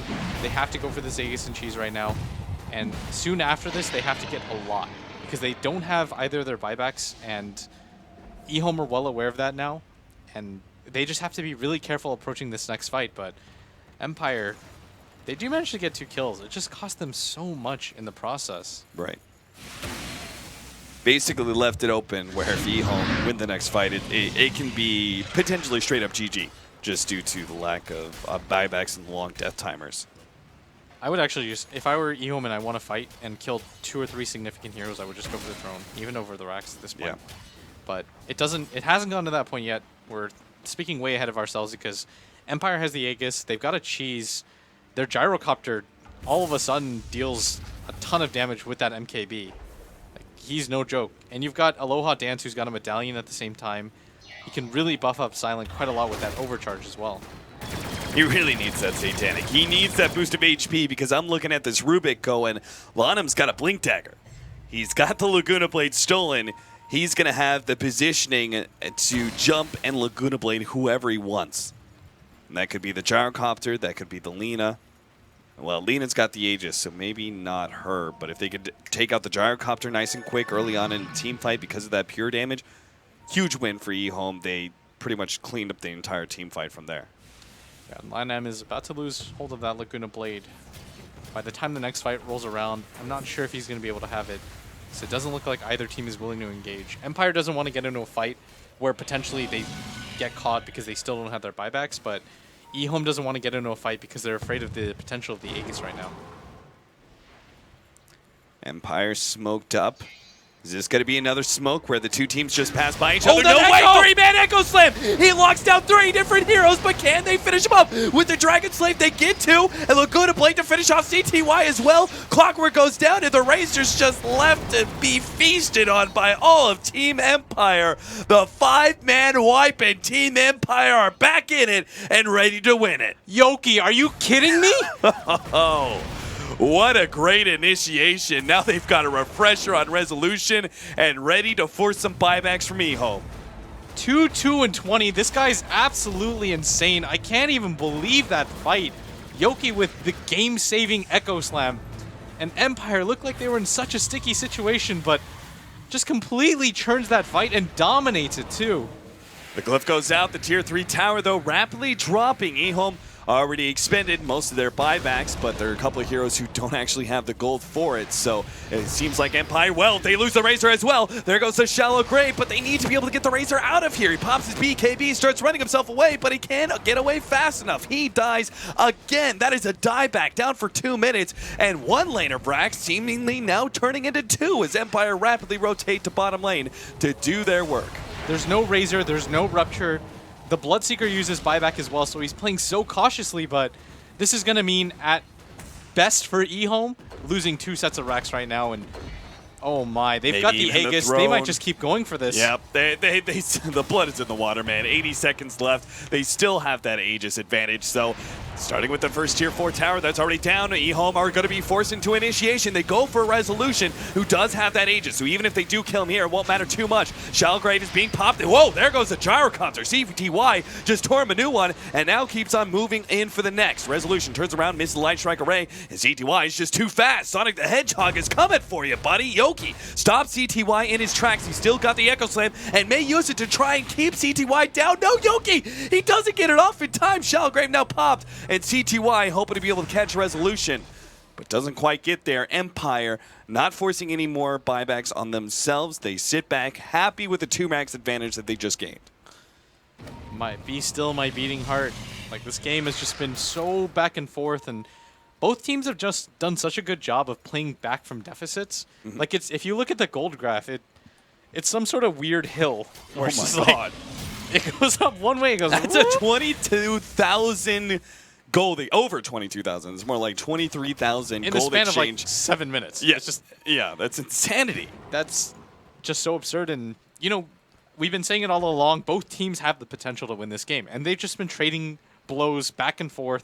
And yeah, you get a kill here. Like most of the time, like Empire go into a fight, they lose like two heroes for 1 because a Shallow Grave saved another one, and it was like, okay, Ehome just got another slight advantage, but it wasn't anything major. It wasn't anything game changing until that Yoki Echo Slam came to the fore. That he's been waiting for that all game, and it was worth every single moment of it. If they managed to win this game, that would just keep their hopes alive for staying in the upper bracket and not having to go to the lower bracket and potentially being eliminated in just 1 game. Imagine if they end up going 2-2 for the day. That would be a salvageable position. Going 0-3 after their first 2 losses against Vici Gaming, I feel like that's just a morale breaker, but man, that could have just saved their hopes. And Ehome scrambling to figure out what to do as they're down 2 sets of racks and not a whole lot of buybacks. Roshan's not going to be up for at least a little bit longer, and Empire are in the much better position right now because they have the buybacks available once again. The time has refreshed. They're all 6-slotted. Resolution replaces that Aegis with the Refresher Orb. And now suddenly everybody from Empire is just completely decked out. Yeah, Gyrocopter is sitting on an extra 4,200 gold. He's 6 slotted. Of course, he can change in the phase boots for Boots of Travel and SNY for another upgrade in damage, though I'm not sure what that would be. What would you go? Do you like the Abyssal that we occasionally see from Gyrocopters when they're dealing with a melee carry on the other side?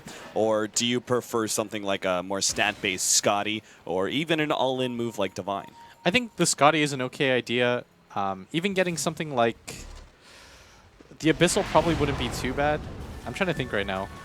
I really like the Abyssal just because it's a very big increase in damage, and it's like one of the few situations where an Abyssal on a ranged hero is warranted because you're going to make use of that active. You know you will because CTY is going to come straight for you. Yeah, especially because of the Bloodseeker core, but they just have to be really patient right now. Try not to lose anything. If they can just force one death on the side of Ehome, though, the game pretty much ends because there's no buyback on the Razor, there's no buyback on the Bloodseeker, and there's quite some time before that is, and I think Empire is well aware of that, but man, Dota's insane. All of these games lately have just been so... Who knew that if you stuck the 16 best teams in the world together, you'd have insane games where they were incredibly close, but I mean, the skill difference between these teams are so minor.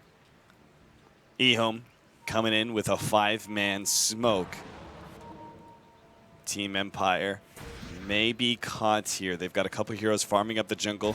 You see some of them RTK. Whoa! Intercepted there by a neutral creep. Forced out himself forward. Always want to fly. Still going to be caught, and Empire are quick to retreat. They say, see you later, always want to fly. We're not going to try and mount a rescue mission. Yeah, that's not too big of a loss for them. I think they're perfectly okay with that because RTK.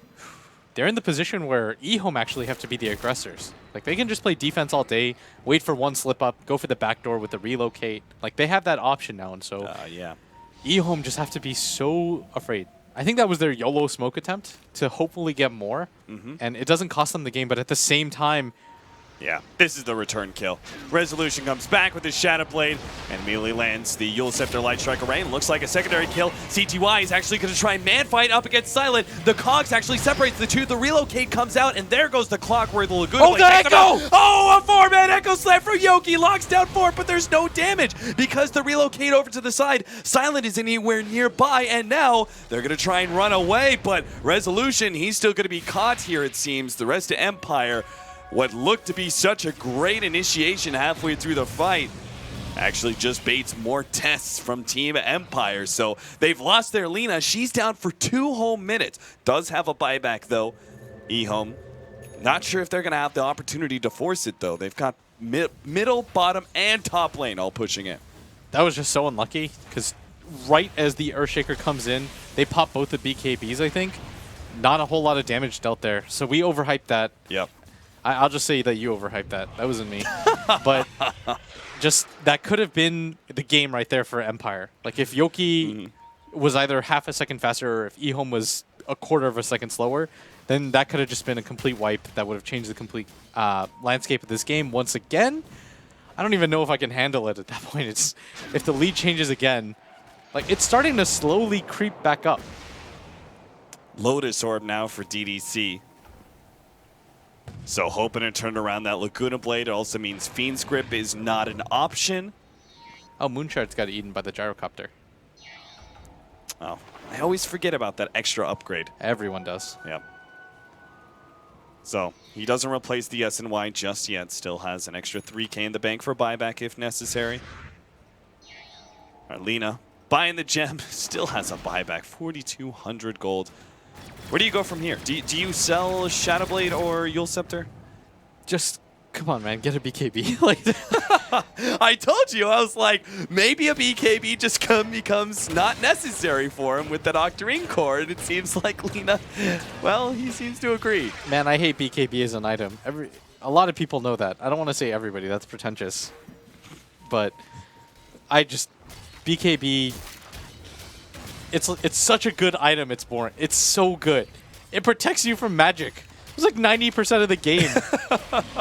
Okay, but excluding the blade mail factor, what else is he really afraid of? Probably, it's just the telekinesis. He probably needs a hex more than anything. Yeah. I'm just messing with him at this point. If he had gone it 20 minutes ago, I would have said, yeah, that's a fantastic item choice, but I'm just kidding at this point. Resolution. The thing is, it sounds like I'm criticizing his build, but I hope people know that for the most part I'm joking, because when you're playing in this situation, you get a really good feel, right? And Resolution's clearly worked this out in his head, that he doesn't feel as though the BKB is 100% necessary, and it's not a make-or-break item at this phase of the game. And so for him not to go for it, I think, is pretty acceptable. Oh, jump in, and they found Yoki. He still has a Force Staff and will actually be relocated to the side. And they've got this cliff advantage. I highly doubt Ehome are going to force it. CTY throws out the silence.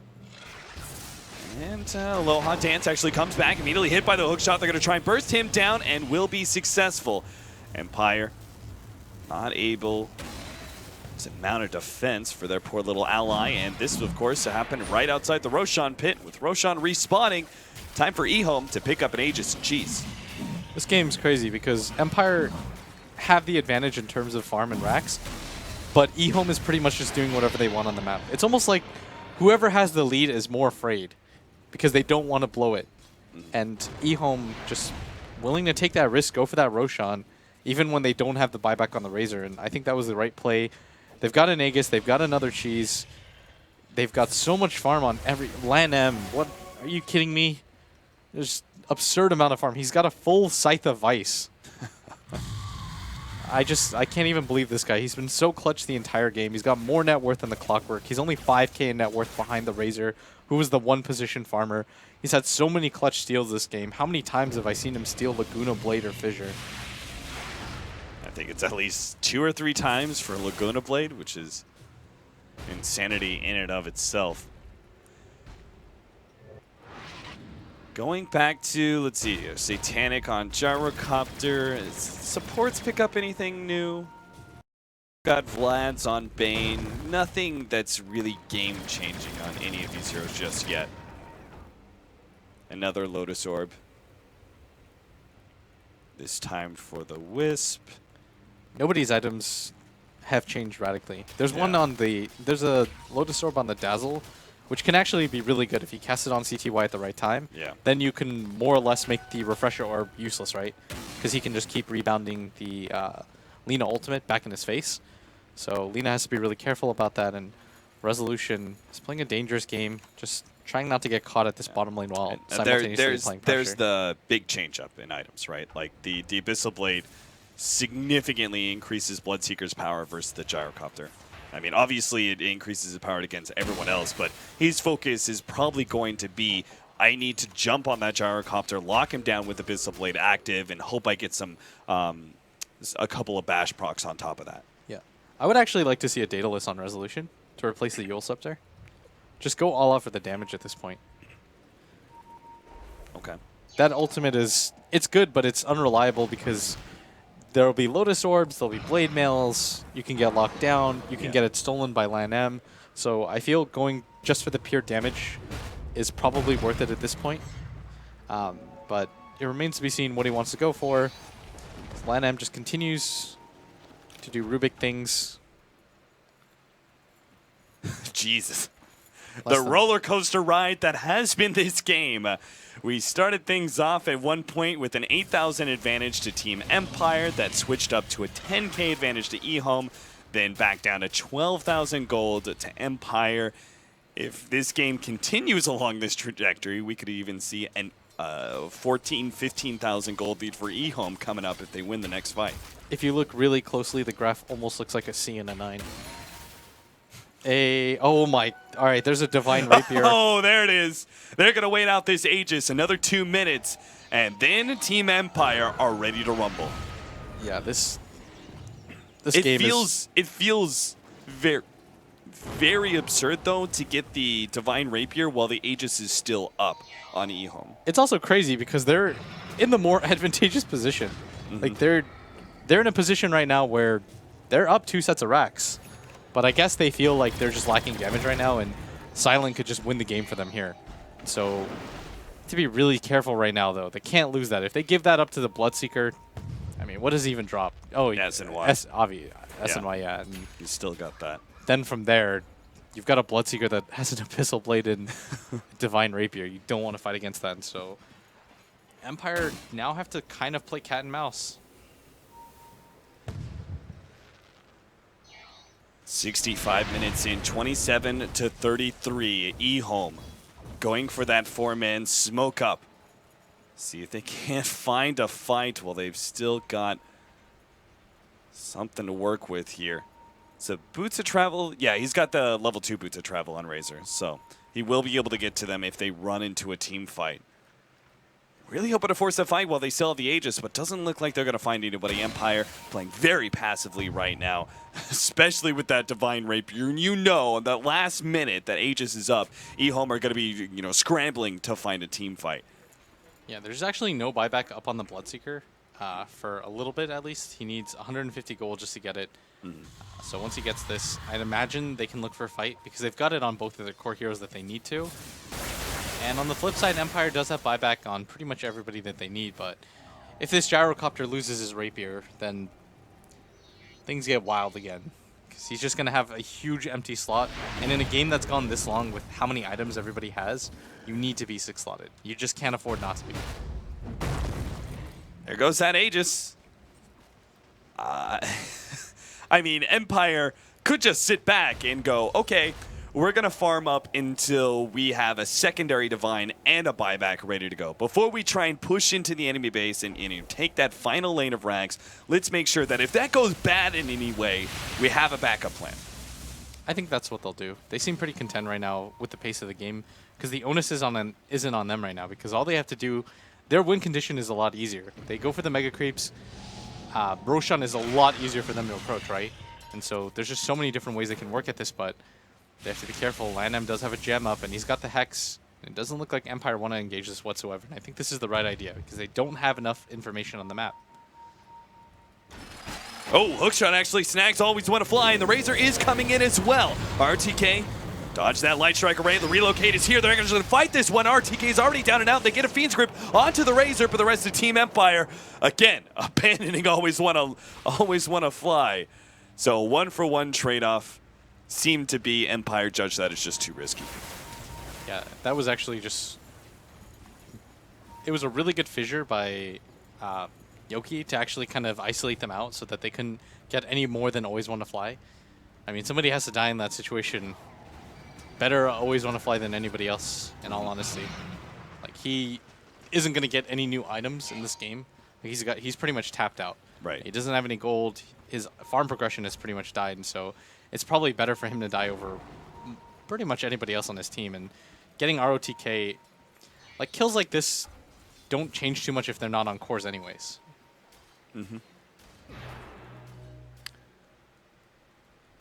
Landam just pushing aggressively forward. Not sure what he's really looking for, if he's just trying to find, like, maybe some defensive wards or what, but he just barrels on into the jungle to see if he can find something. Yoki moving forward here in the middle lane. He's got Resolution joining him. Do they actually have the damage to take on the Razor, though? He's sitting on 3k HP. I highly doubt it. Though with double Laguna Blades, I suppose anything's possible. Yeah, it's 2k damage right by itself. Yeah, I wouldn't worry about being able to do damage, just whether you want to commit that much. Because you'd probably have to blow Echo possibly Slam the Echo. And both ultimates from Yeah, exactly. Xeno. Yeah.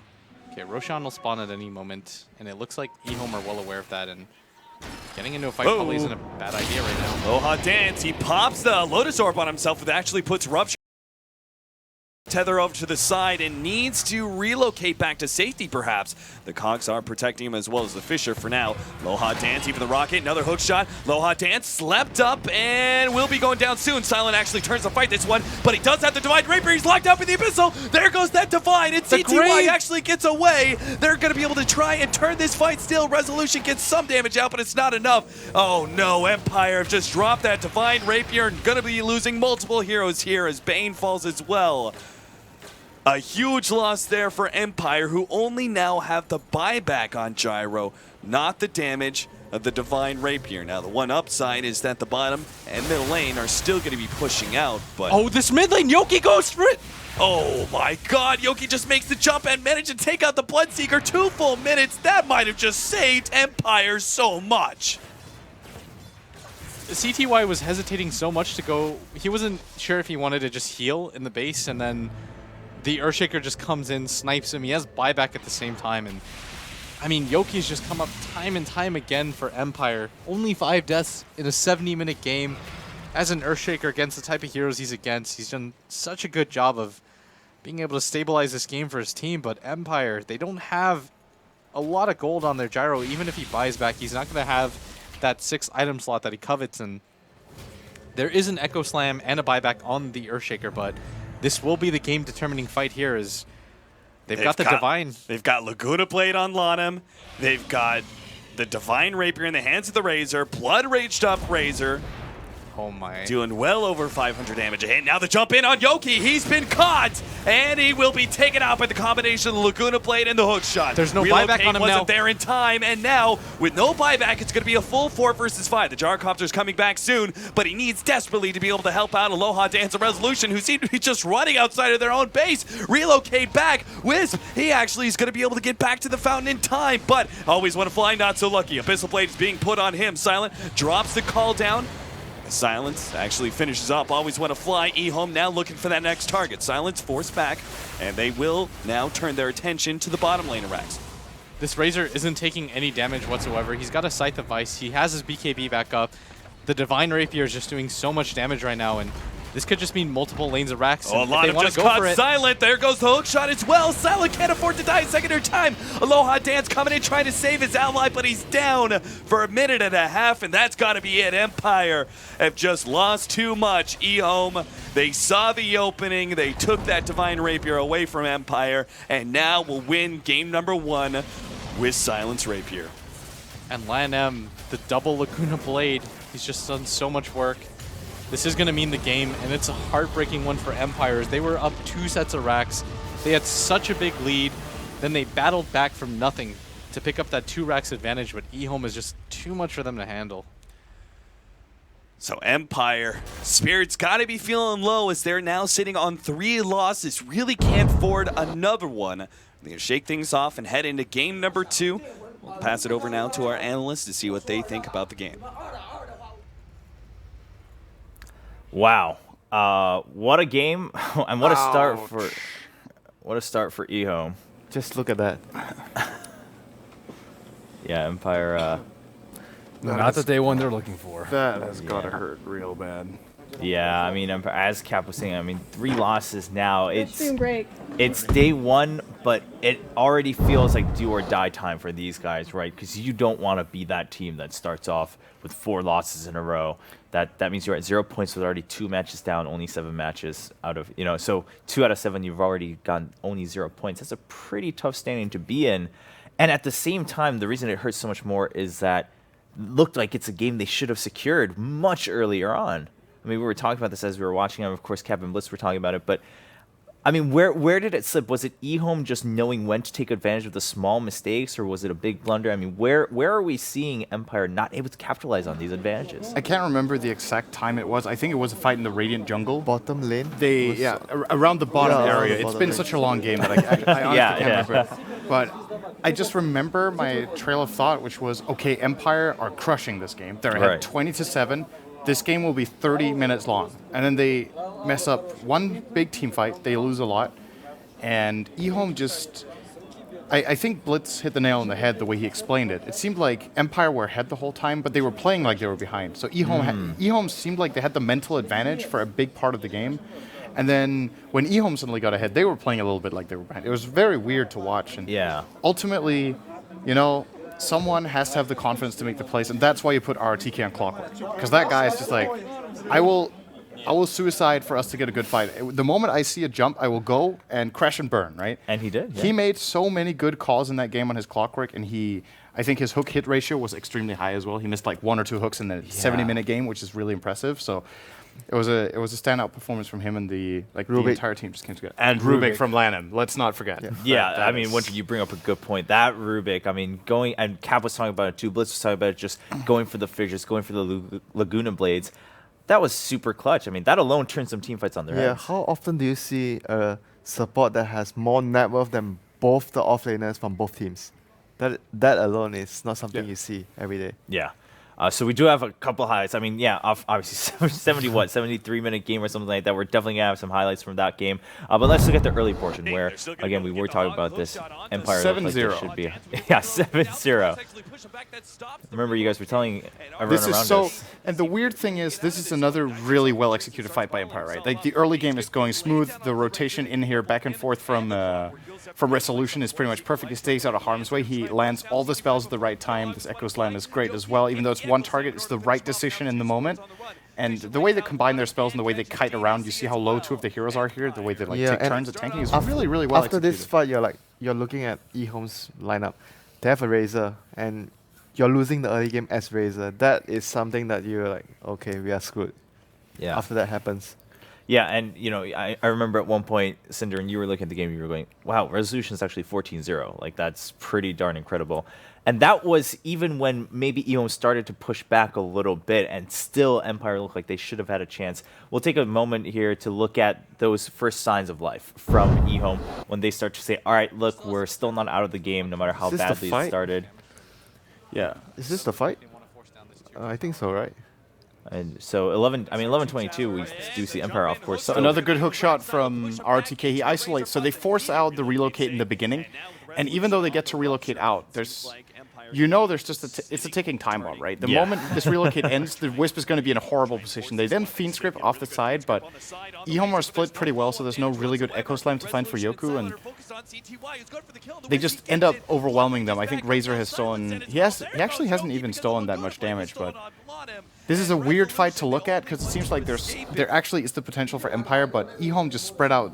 It was almost like they formed a pentagon with their heroes, so there was like no really good initiation angle for the Shaker to come in. And when you're playing like Shaker Lina, the dream is that 2 or 3 heroes stack up, right? So you can just like combo them down, and they didn't really give them the speed.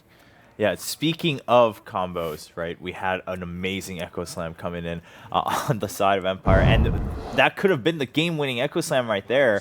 We're going to see it here shortly, of course, with the gyro going forward. Boom. If you look at Ehome's overall position, though, they leave themselves vulnerable to a smoke gank. Like, ideally, you want to see it so that when they see you, there's the smoke pops, or you have the hill advantage. The position that they're in, they actually don't really have any positional advantage. Like, they're not on the high ground. They're not really obscured by the trees. They don't have a reservoir ward plopped down. And I feel like Ehome was a little bit careless in how they engaged and, a little bit hesitant, as you said. Yeah, but again, I mean, even after that, again, let's give credit to Ehome, as you guys were mentioning, especially RTK and Lanham going for the right spell steals coming out from the Rubik. And of course, I mean, like you mentioned, the Clockwork, towards the end, I mean, you saw as soon as he caught a glimpse or had a feeling, he just went for it, started the fight. Even if he felt a little far ahead, he made sure, listen, it's going to start. My team will back me up at one point or another. We're going to be able to turn this around. So that confidence coming in, of course, we can take a look maybe at the final moments here, if it's ready, of that game. Yeah, exactly. Okay, Roshan will spot Oh, so this is the Rapier fight. Yeah. And this is a very rare missed hook, but it actually doesn't really matter that much. So he still has the Force Staff and he's isolated. This is a very awkward position in the first place for the Wisp to be out there all alone. I'm not sure what the play call was here for Empire, and he had literally like 10 seconds to relocate out here with Rupture on, and they could reset and re-go. He sticks around. This is just a misplay in my opinion from the Wisp. He can stay alive, and instead the whole thing just falls apart. Another Laguna Blade steal, as if the first 17 weren't enough.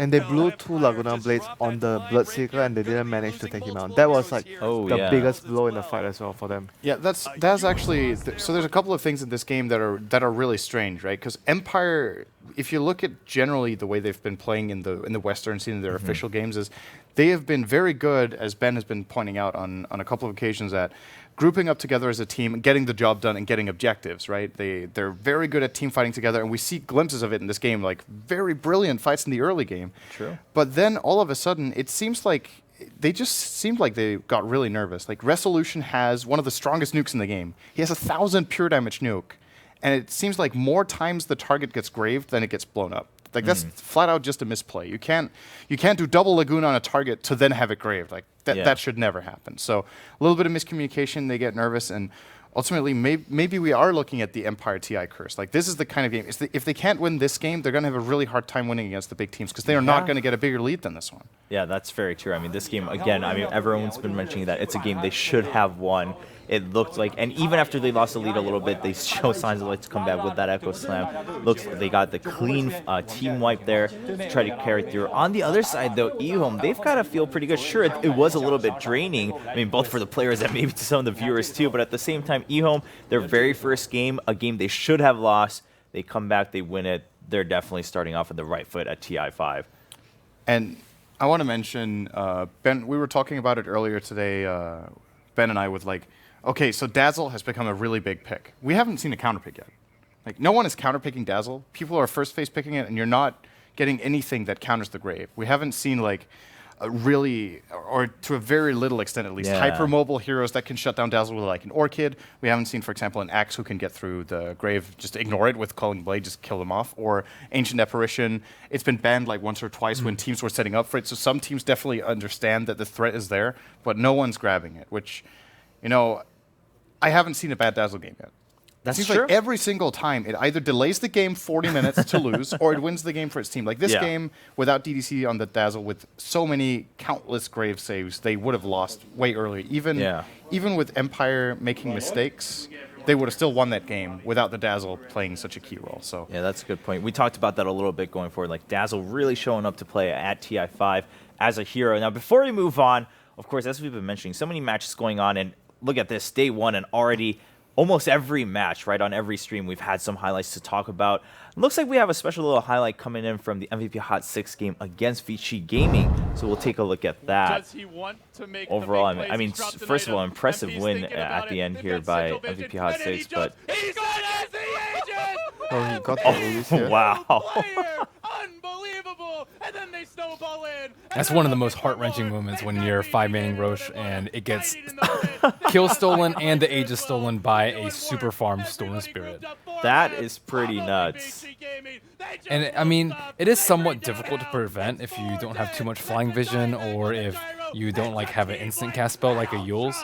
And I mean, it's just one of the threats and why Storm Spirit is such a powerful pick. I mean, at the same time, that wasn't like a necessary play for Hot 6 to make at that point, it looked like. I mean, just looking at the scores, I mean, the reward is so great. It's like a game-winning play, whereas if you lose, it's like, well, whatever, they got ages anyways. And if he has a Bloodstone, they're probably not going to be able to push high ground before he revives. True. So it's like medium risk, very high reward. Yeah, well, there you go. I mean, they definitely made the right choice in that case, and they carry on for a win against Vici Gaming. So I believe that second game's still going on right now, so you can definitely go over and check that out. But props to Hot 6. I mean, looking good. After a tough loss against C-Deck, people were like, MVP Hot 6, maybe not so much. It was a pretty close match for C-Deck. True. Yeah. But now they're coming in and playing against Vici Gaming and saying, hey, look, Vici Gaming, you looked good in your previous matches. We're going to take you down at least one game. They have a point on the board now, bare minimum. On the flip side, on our stream right now, Empire still 0 points. At best, they can do 1 point, but that 1 point is going to be so valuable if they can get it tonight. The cool thing from that MVP Hot 6 game was that someone played a really good Storm. Because I felt like most of the games we've seen it picked, it's either not been that good of a pick or it's just been underwhelming. But Forev finally showing the potential of that hero. Like, they really made it work. Of course, I guess it was really much comfort zone for MVP Hot 6. They got the Tusk for Jerax, I think his absolute best hero. He is incredible. Okay, his best hero is Earth Spirit, but let's be honest, that hero's not in captain's mode right now for good reason. Shaker. Shaker. And he has a great Shaker too. Yeah. But I would put his Tusk as his best hero available right now. So Forev was incredible on the Storm. The Lina from... Who was playing Lina again? Why can't I? Was it? What was it? It was MP. It was a core Lina, so it wouldn't have been MP. Heen. So I'm guessing it was MP. And also, like, those two cores in that game were just playing out of their mind against Vici Gaming. So cool to see. Yeah, that, definitely. I think you brought a good They also point. picked Huskar. Oh yeah, in the game that's going on right now. Yeah, game they two. picked Huskar. Yeah, we were two new heroes. Yeah, two new heroes, Timbersaw and Timbersaw. So again, I mean, sure, we're seeing the Dazzles, we're seeing the Bloodseekers, but we're getting these flavors mixed in every 2 to 3 matches. So if you're interested in just seeing newer heroes coming into the meta, definitely that's the game to check out right now on our stream 2, I believe. Right behind us, we do have the standings updated a little bit, and just one game left, of course, on our stream, and then for MVP Hot 6 also. But Ehome, for them, I mean, they've secured at least 1 point, so that doesn't feel too bad given how the results have been in Group B. Empire, again, trying to fight for at least tying for that 1 point. Again, Group A, we finished earlier in the half of the day. LGD looking pretty strong as most people expected. We'll have to wait until they play through all of their opponents, of course. Only 2 matchups so far, but overall, no team finishing with 2 match losses. So that's pretty good news for Group A. Anyone in Group A, you're like, all right, I mean, we can pick ourselves back up. At least we got 1 point. At least we got that 1 tie. It's not the end of the world yet for TI5. Now, for our match here, Empire versus Ehome. Looks like the players are almost getting ready. I mean, we saw a clip there, too, after the game. I mean, the Empire players coming out, they just looked devastated. I mean, Loa Dance just not knowing what to say or to think about. To accept a loss like that. Yeah. It's very demoralizing. It's Yeah. more important to focus on getting back on your feet after a game like this, because it usually has a very lasting effect. You know, if it lingers in your mind, it greatly affects the team atmosphere and play in the coming games, and that's not something they want happen in their future games, obviously. Yeah. Now, let's try to talk on a positive note for that game. For Ehome, sure, you won, but at the same time, like, we're going to give them credit because they took advantage of the opportunities that were presented, but at the same time, if those opportunities weren't there, that was a game they should have lost. Yeah. Where does Ehome look to improve? I think the early game for sure. Yeah. I think ROTK was not active enough on the clock. He delivered 20 through 70 minutes. Like, he was just excellent with his hook shot, his cog positioning, disengaging, like scouting out with flares, like everything about it. But he was like super quiet. He had the easy lane versus an Earthshaker. That's a very, I would say, for a Clockwork. And like, there's so many killable targets, and I don't think they should have been in that much of a hole. And when you're with a Bloodseeker, you're actively looking for kills all the time and just looking for any opportunity for him to just be moving at 800 move speed. And it just, you know, they were in a 10,000 gold gap, not fully because of him, but I feel like as a captain and as that Clockwork role, you have to, you know, make those sort of initiatives and present those sort of positions for your team. At the same time, when you look at what support duo they played with it, they played Rubik and Dazzle, who Right. don't really have that much kill potential. So Yeah. there's a lot resting on the Clockwork. So Razor was put in the offlane and had weak farm, so he's not really a good ganking partner.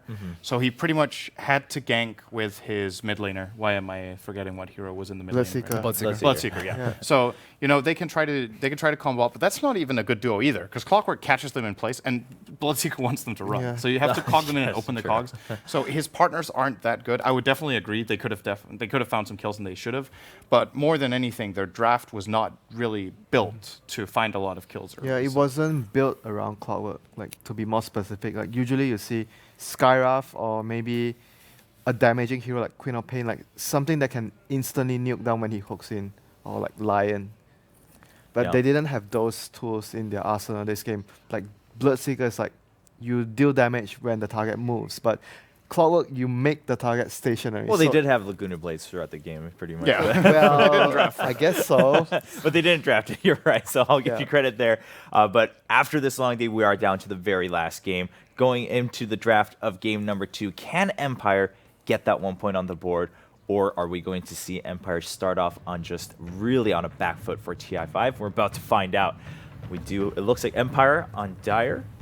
I'm kind of torn about Empire's drafts. Like, I know before they've been so successful with the Wisp. They've been super successful with the offlane Earthshaker. But in both of these games, they were winning some of them, but like, I feel like there are better picks and there are comfort picks for them, but you have to evolve with the times. And Right. I feel like some of the matchups are just really weak. Like, the Rapier was picked up by the Gyrocopter because they felt like they were in that much of a hole. And I mean, Gyrocopter is good, but when you're in that sort of position where you have to get a Rapier, I think their draft really didn't come together it didn't make like full sense all the time. And a few months ago, I've been like, yes, this is a perfect draft for Empire, but I just feel like they're not doing a very good job of adapting to what Ehome and other teams have been picking throughout the tournament. Yeah, it did seem like they had some communication issues too. I mean, not just in that last fight we saw where the Rapier was being dropped, but earlier too, the Wisp just kind of being a little bit much more forward and not reacting to seeing the enemies and then kind of rejoining or deciding, when to relocate, come back, reset the fight. So maybe that's something that's also been affecting Empire a little bit. Of course, so far it's been a tough day. So if we see that repeat, that's going to be a huge factor, right? I mean, it's just been rough beatings throughout the day for whatever reason in their games, and it is hard to come back from that. But if you're a fan of Empire, you're going to be hoping for that. And as a team, historically, they're definitely capable of climbing back into this and getting that 1 point on the board. Yeah, I was expecting this. They banned the Dazzle. There we go. yeah, that hero. It's like, whatever. This is a frustration ban, which, a lot of the time it's fine. You adapt. It shows they adapt, right? They look at the last game. They're like, this was the big problem for us. But at the same time, I want to say the Dazzle was better than it should have been because they were also kind of playing against themselves. That's what it felt like, where, again, they actually had good tools to deal with Dazzle. They had Laguna Blade with 1,000 pure damage. Dazzle should not become a problem. But they panicked in the fights. Their communication seemed to fall off a little bit in the mid-game, so they weren't really sure what they wanted to do. So it seemed like Resolution was like, where are you guys? Where are you guys? Okay, Laguna. Oh, wait. Okay, they graved. Now... Right. They seem to lack a little bit of structure, and it makes me worried that even though they ban out the Dazzle, can they actually rise as a team now and get the communication going again? Yeah, well, it is definitely... It's all about morale now. Yeah, it's time to find out. Gyro is still being secured for Silent. They were pretty happy with how that panned out in the early phases of the game. But because of that Dazzle ban, now we talked about this earlier, now quite a few priority picks are definitely open, right? High priority heroes. I mean, Tusk is still there. SF is still there for the Radiant side. And we've seen it being passed over quite a few times, though, even if it's been open. So that's there. And then the Razor being picked up. They're using Razor as a counter towards Gyro, like a soft counter, I'd say, because you drain the damage and you effectively make Flat Cannon sort of semi-useless if you get enough drain. And he's taking enough to just stand in front and tank the Rocket Barrage and the call down if necessary. If you're draining the damage, it's certainly worth it. Like we've seen this matchup like a few times already today, like teams particularly using Razor as a direct counter towards Gyro in fights. Yeah, Gyro's not a hero that you like want to run away with in fights. So, I mean, he doesn't really farm that well, which I see as the bigger problem. Yeah, you have to get a good start like on Razor. You can't afford to fall behind.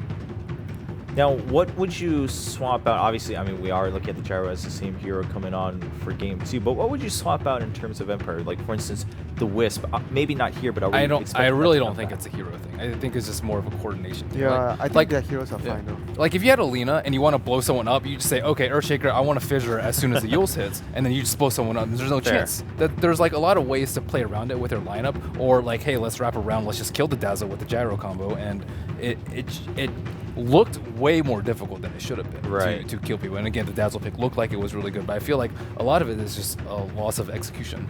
Okay. Well, securing the Tusk for themselves, so... I'm actually surprised they went with that. I thought they were not going to pick Tusk into this because I think there was a similar situation in the draft in the previous game. Tusk got banned in the second phase. They're picking Tusk Gyro, which is great. Like, you can snowball in the Gyro and you can get Rocket Barrage off. But at the same time, they're picking it into Wyvern. Great lockdown with the Winter's Curse when you come out of the snowball. And Razor is actually one of those targets you kind of don't want to roll on. Yeah. Because you expose whoever you're rolling into a pretty easy static link unless you burst him down in one go. And because Razor naturally gets tanky, he is generally not the kind of hero you can just blow up in one go. And in addition, whoever you're rolling on, you can just Cold Embrace. The moment you go in. And they're probably safe. They're at least safe from the Walrus Punch, and often that's enough. I mean, at the same time, we have agreed that Tusk is just plain good. Against pretty much any hero. Yeah, very versatile. He just has many utility usage in the game, you know. He's very strong in the lane, and he's good at controlling Roshan because of the sigil.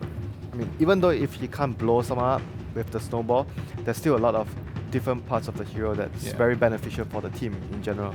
Like, you can kite so well with him, and like even a Razor who's pretty tanky, he does have like a lot of burst that, you know, doesn't really get stopped by something like unstable current. So I still think he's really strong.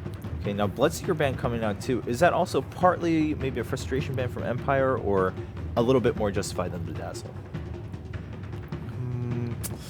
I don't think they're actually that afraid of Bloodseeker, but maybe frustration ban, you just lost to that hero and it's really annoying. Like, you don't want to lose to the same hero twice when you had the chance to ban it out, and you lose the game and you go back to think like, I probably should have just banned it.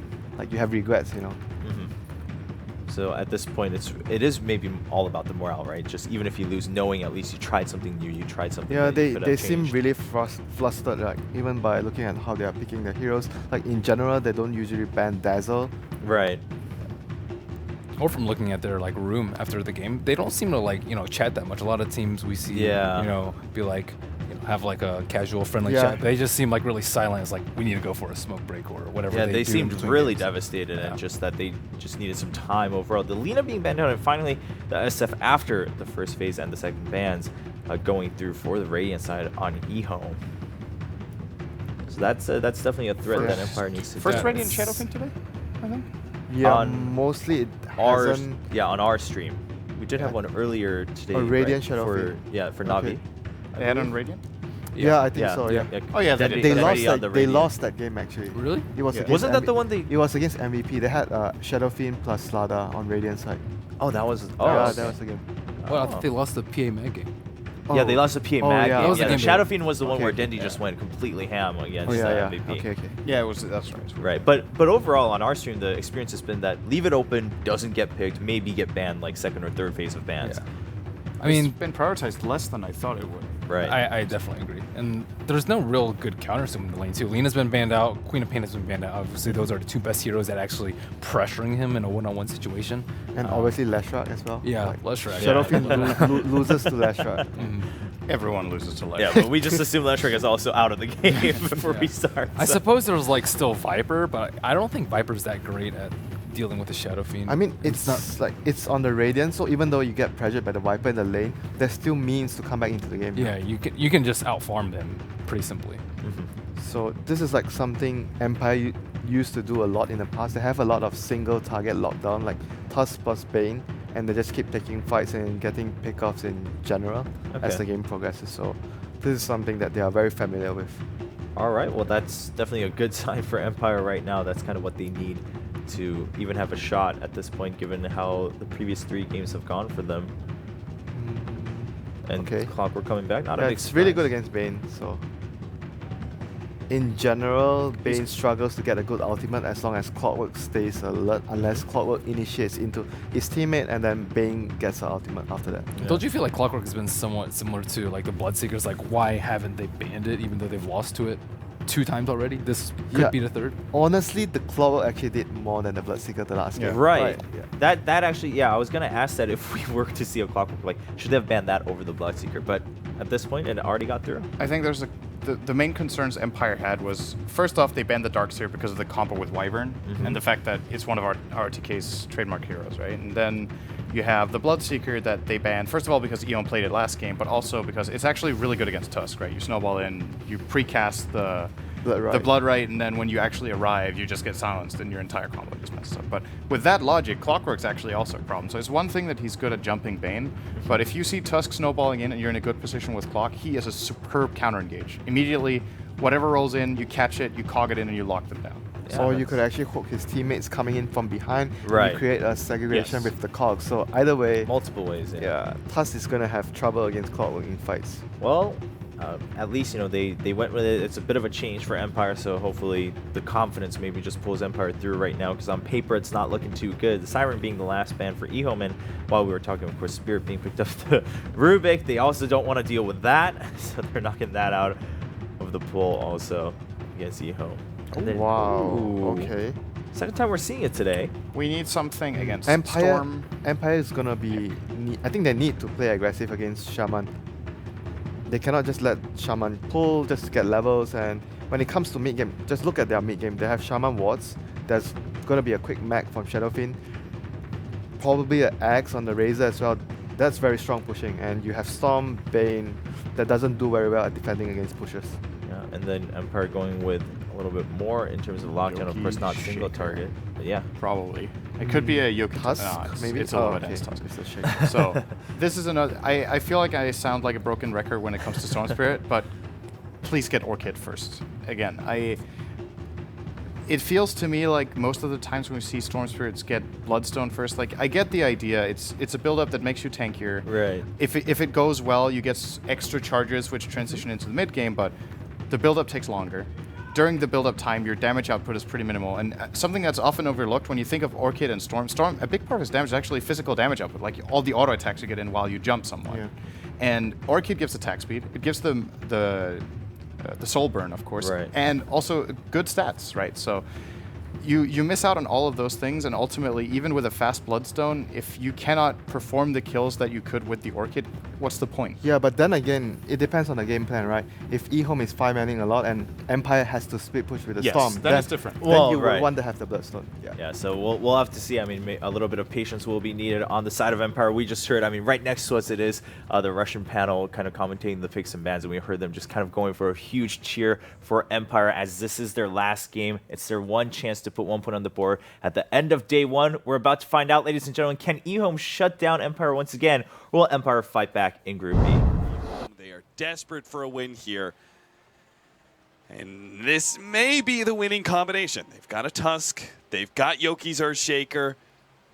Maybe the stars will line up as Blitz Dota is really pleading for Empire.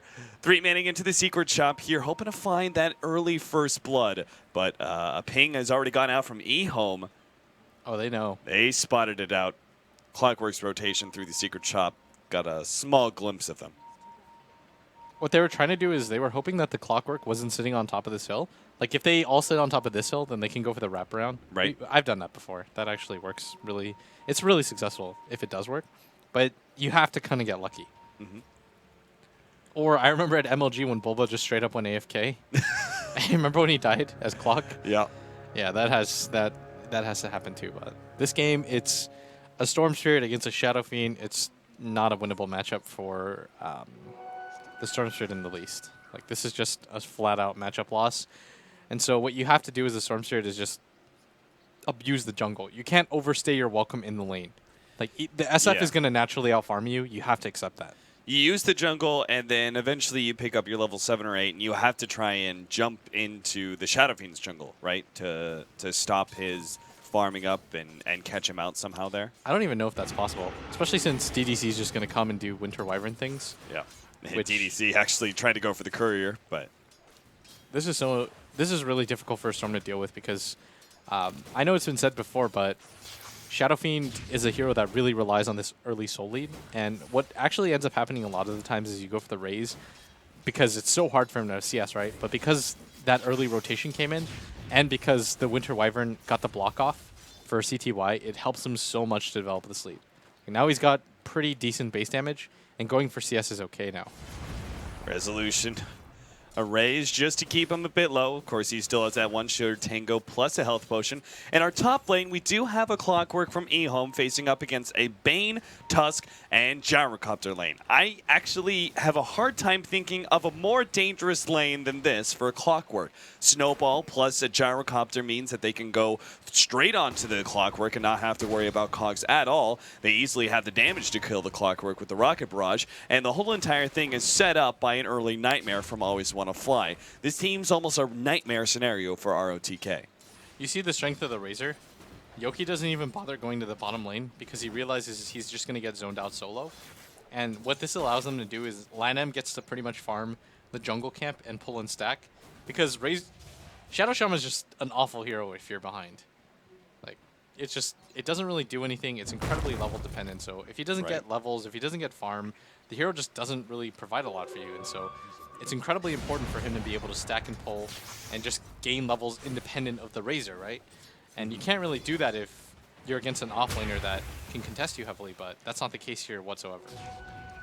ROTK snags the Battle Rune at the top lane, but it's Yoki who grabbed the Invis Rune at bottom lane and is hoping to be able to set up for some sort of upset here in the middle lane. Helping out Resolution Storm Spirit against CTY's Shadow Fiend. That, well, with the Winter Wyvern leaving, perhaps it's possible. Just seems the Resolution is too low on HP. There's no way they attempt this anymore. Yeah. If Resolution gets raised twice and the Winter Wyvern hits him with the Arctic Burn, he's just dead. So they're not even going to bother going for this, but Yoki doesn't really know what to do because this bottom lane, there was a timing where YJ actually pushed out the bottom lane, and he could have just gone back there to get some XP, but he opted to go for the mid gank instead. And so it's just a 50-50 shot, right? But he has to know that DDC has no incentive of being in the bottom lane because there's nobody there. You don't have to worry about the Earthshaker contesting your Razor's farm, especially.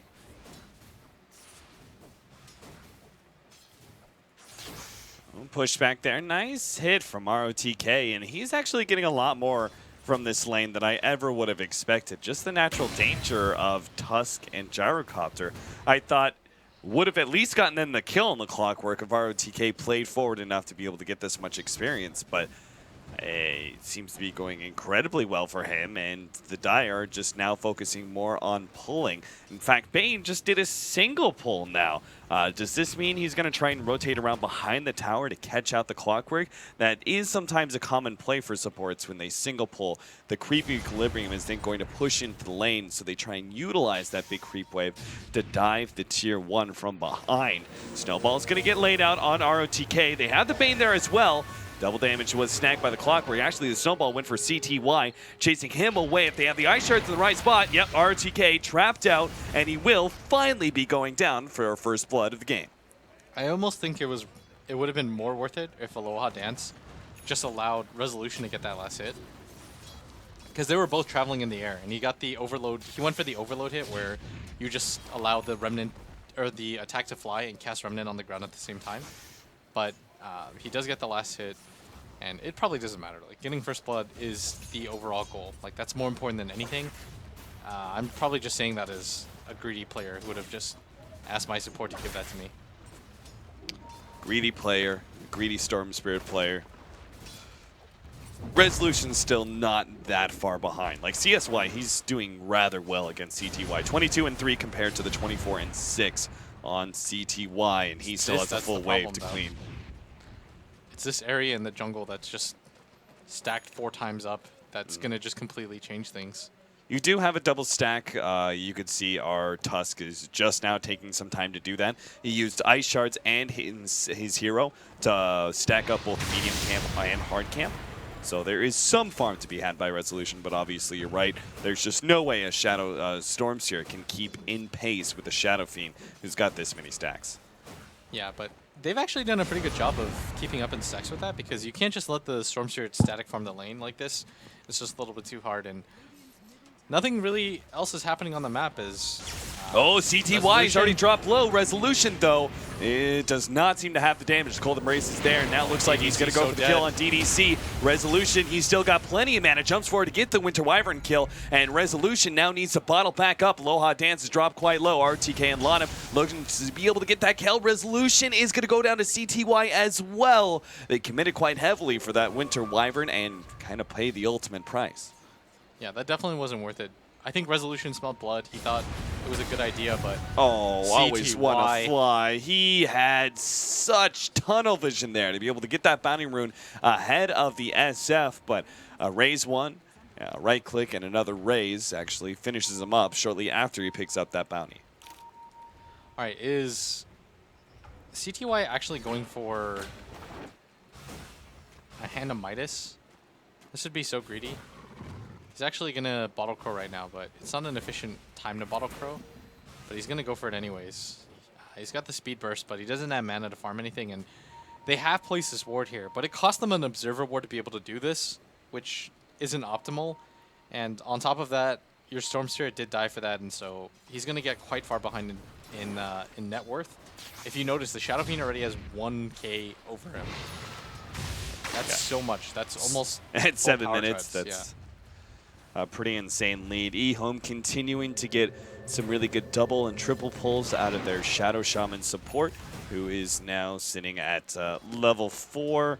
Pretty good net worth lead for a support anyway. And as you said, like, Shadow Shaman's a pretty miserable hero to play when he's behind. Doesn't seem like our Shadow Shaman, at least to start things out, is going to be falling behind at all. Yeah, it just doesn't do enough for you is the issue. And so in the mid game, he's just going to have to... usually what happens is in the mid game, you want to be level 6 by the time people have no items. So you can just go around the map dropping wards for free, and people can't contest it. If you're not level 6 at a reasonable time, you just aren't able to do anything on the map to get pressure out. And here's the matchup issue right now. Yep, RTK, he's done for. Snowball and the Gyrocopter. It's that combination. RTK is going to have a hard time against. Empire should be able to put some serious damage on that tier 1 tower. The Siege Wagon stays alive. It's always the question, right? Do you want to tank up for the Siege Wagon? It seems like Empire actually tried to do so, but not in time. They will take this tier 1.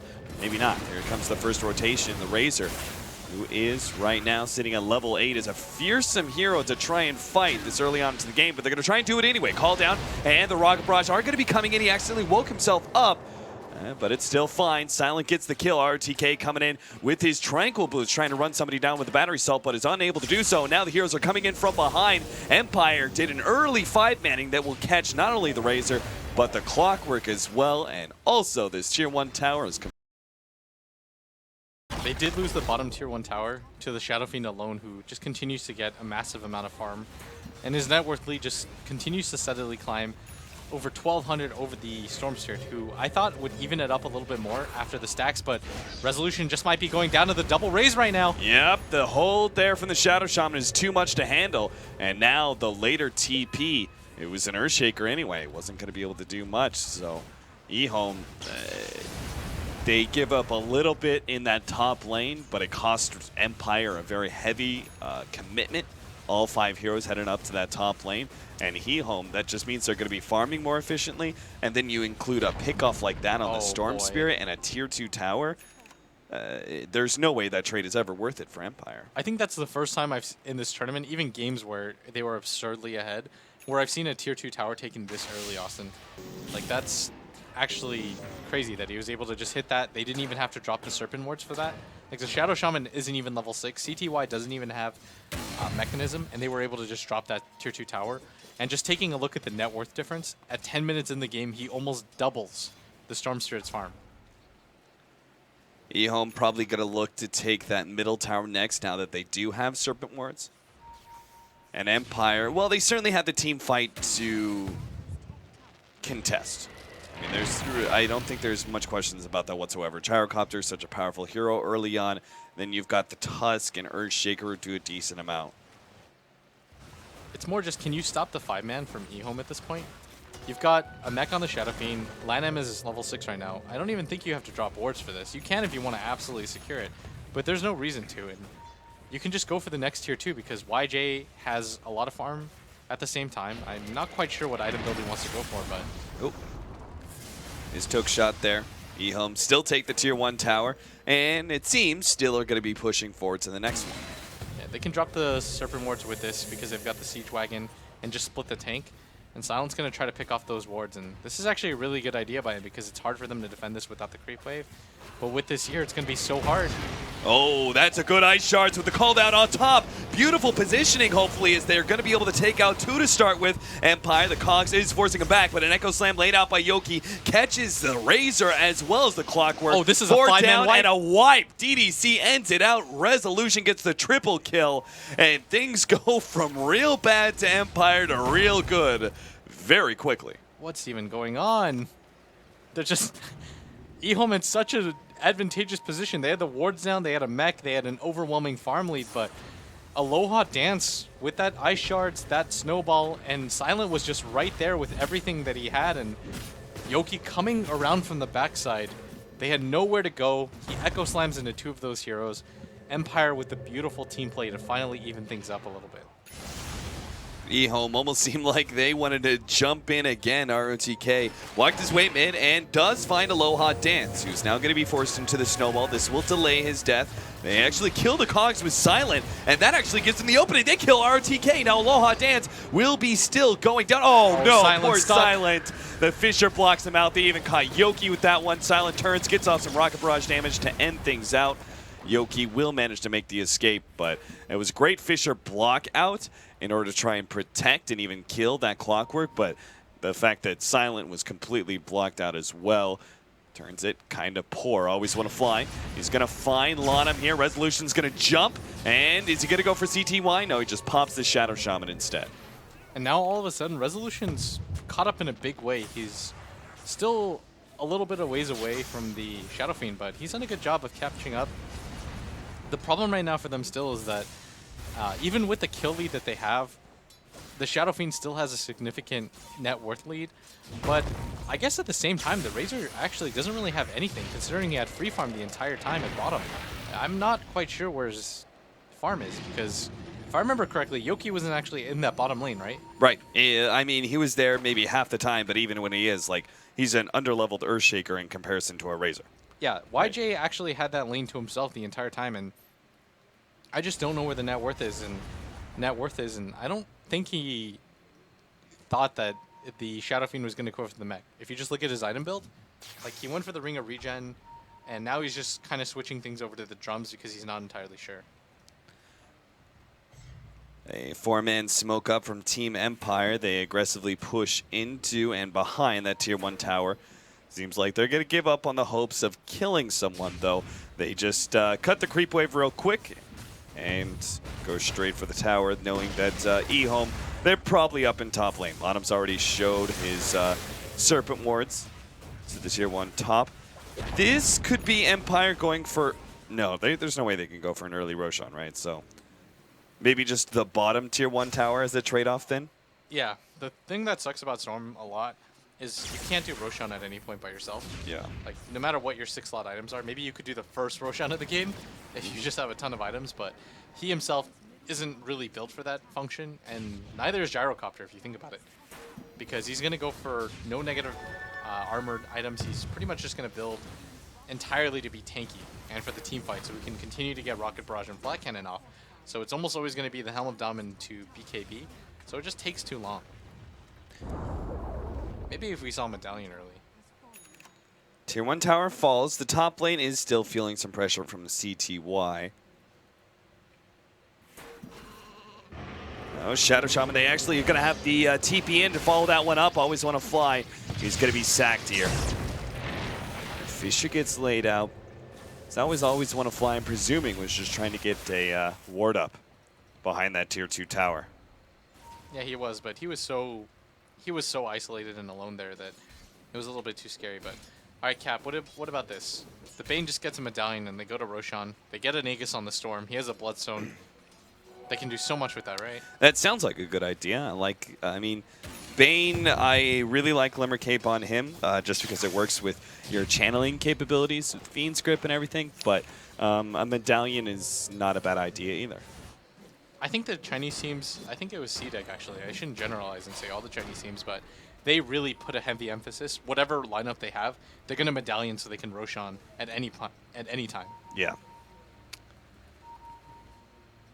Team Empire, 4-man smoke up. They're heading up to the top lane where Silent is sort of solo pushing that one out and perhaps trying to bait it all the way. And CTY moves forward. He's going to be caught. Jump in from Resolution as well as the snowball on top. CTY lets loose that ultimate. No, the Fiend's Grip actually comes in last half second from Always Want to Fly, making sure that source of damage and damage reduction isn't there to slow down Empire. They now should be able to take control of this Tier 2 tower. RTK has been caught out by the Ice Shards. Fisher laid up as well. A secondary kill. And now Winter's Curse gets laid into Silent, but Asleep actually saves a snowball on top of that one. DDC is quickly surrounded. Echo Slam gets laid out. They managed to get the Ice Shards locked down on 2, but what a good Serpent Wards is going to be able to get 1 and a second on Tusk. And Empire just a bit too aggressive, similar to the way Ehome showcased their over-aggression at the Tier 2 middle tower. Empire lose every single one of their heroes and only really catch CTY out of it. I really don't think they should have gone for that push. They don't have the best tower sieging heroes. Like, Storm's a hero that you don't want in the front. Same with an Earthshaker and a Gyrocopter. Going for just splitting up and farm after you kill the Shadow Fiend might have been the better choice, just because that was just an awkward maneuver overall. And maybe they could have accomplished it, but they definitely shouldn't have dove that far past, especially when they didn't really have the mana or HP to deal with it. All right, BKB is still here for the Gyrocopter despite them losing that last fight. So Empire, still a big upgrade for them. He has to worry a little bit about the physical damage of both the Razor and the Shadow Fiend, but it's early enough in the game that both of those heroes are maybe a bit more reliant on their magic damage than anything else. BKB is the next item from CTY shortly after the mech. Pretty stock standard build there. Razor is going to go for an early BKB as well, rather than a quick Aghanim Scepter, though I think that's kind of the norm right now. Yeah, it is. I think getting a BKB just, it helps you so much. Against a lineup that heavily relies on magic damage, and Aloha Dance is a target here, and I think he's... Yeah, he's super dead. There's nowhere to snowball to. And he snowballs and immediately dies. It was kind of weird. Does Tusk not lose damage? I think the Razor gains damage when he's got static linking the snowball, but it seemed like the Tusk didn't lose damage. I'm not entirely sure how that interaction works. That would be a really specific one. Yeah. That's very weird. Maybe it just didn't update in time when the Tusk came out of his snowball, but... Yeah, so Resolution, he's got the Bloodstone and just 500 gold. Pretty much similar to what he got it in, I think it was the game against Vici, right? The second game? Yeah. Around the 20-minute mark, and that'll be reasonable enough. But he has fallen behind the Razor now in net worth. Always want to fly, forced to TP away.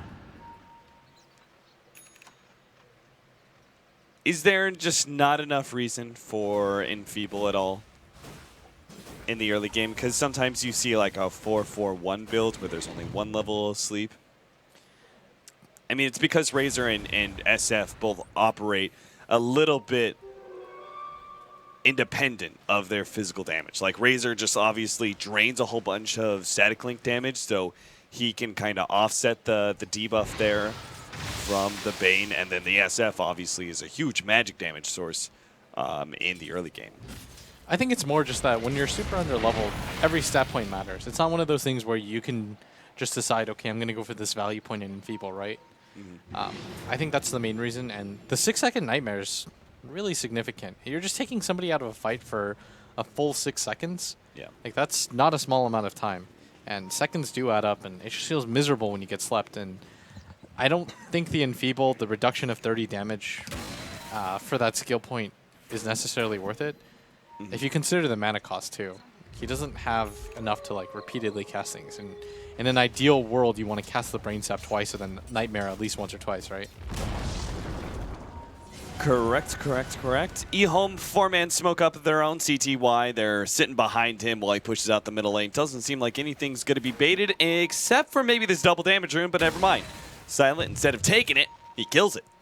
Shoots it down, and the hook shot is just a bit short, so no opportunity for Ehome to catch Empire out. Now they're actually going to try and force a fight around Roshan. Serpent Ward's already being dropped by Ehome, but you can see both Yoki and Aloha Dance kind of know what's going on. Now they're going to be caught out here. The Fisher's already laid down. The Fisher, 3-man stun. Empire just kind of slowed down. This Ehome, Razor's if anything completely else. stuck. Yeah, he's going to be hit by the call down the feed script over the side of the cliff. Ehome had no real way to be able to stop this one. Now they managed to get the Winter's Curse on a Silent, but there's no heroes around him. He takes no physical damage from that one whatsoever. Fisher block on top of everything else. RTK goes down. 2 heroes picked off, and maybe a third is Resolution pursuing for more. DDC is his target. Use the last little bit of mana to try and slow down the Winter Wyvern anymore. Yoki actually is going to be in some serious trouble as SF pops that BKB, turns around with the ultimate. Yoki survives just a bit longer and has his Fisher ready to go, waiting out that BKB. They do heal him up with the urn at the same time, has that Blink Dagger ready to go, but there's no jumping opportunities here just yet.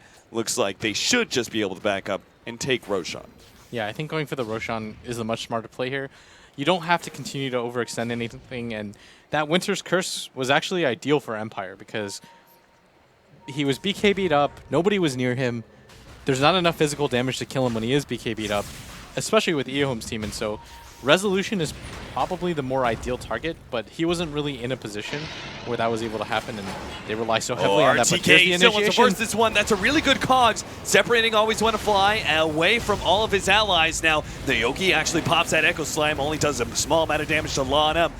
Empire just trying to get away from this one. Aloha Dance with the TP out. There's no stunts to stop them. They actually get away almost scot-free. They only lose the Bane there despite multiple heroes being trapped inside the pit with that fight. That seems so reminiscent of last game. It's like everybody from Empire dies, but they have to sacrifice somebody, and it's always want to fly. Like, they just chose him. Every single time he gets initiated on, they're just like, nope. See you later, buddy. They've got to ditch him there, though. That's a perfectly fine play. You got an Aegis out of it. That was pretty much delivered by Ehome.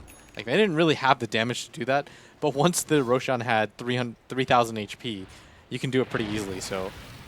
thanks to Ehome, Empire are able to pick up a Roshan for free, and it's huge on a Storm that has a Bloodstone, because it means it's not even worth it to really go for the gank on him. Because if it doesn't work, and his team is there in time, then you've wasted so much effort just trying to kill a Storm that has an Aegis. Yeah. And also means that offensively speaking, the Storm Spirit has many more opportunities to get Bloodstone charges. Exactly. Perfectly put. 14-17, the progression of this game, it feels like it's been kind of wacky back and forth, and the net worth and experience graph showcase that pretty much perfectly. Empire slightly ahead right now, 1,500 gold and 3,000 experience, though that's nothing to be over the moon about. I would say Empire don't have a very clear-cut late game advantage. I think they do.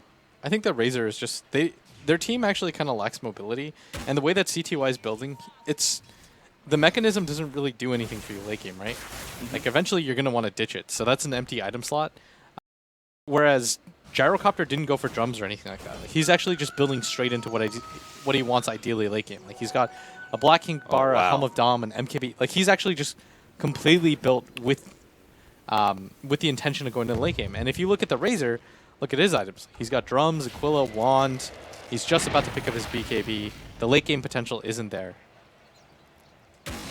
Yeah, much more early to mid-game focus build with those kind of smaller items, and they're not actually getting an advantage in this game, clearly.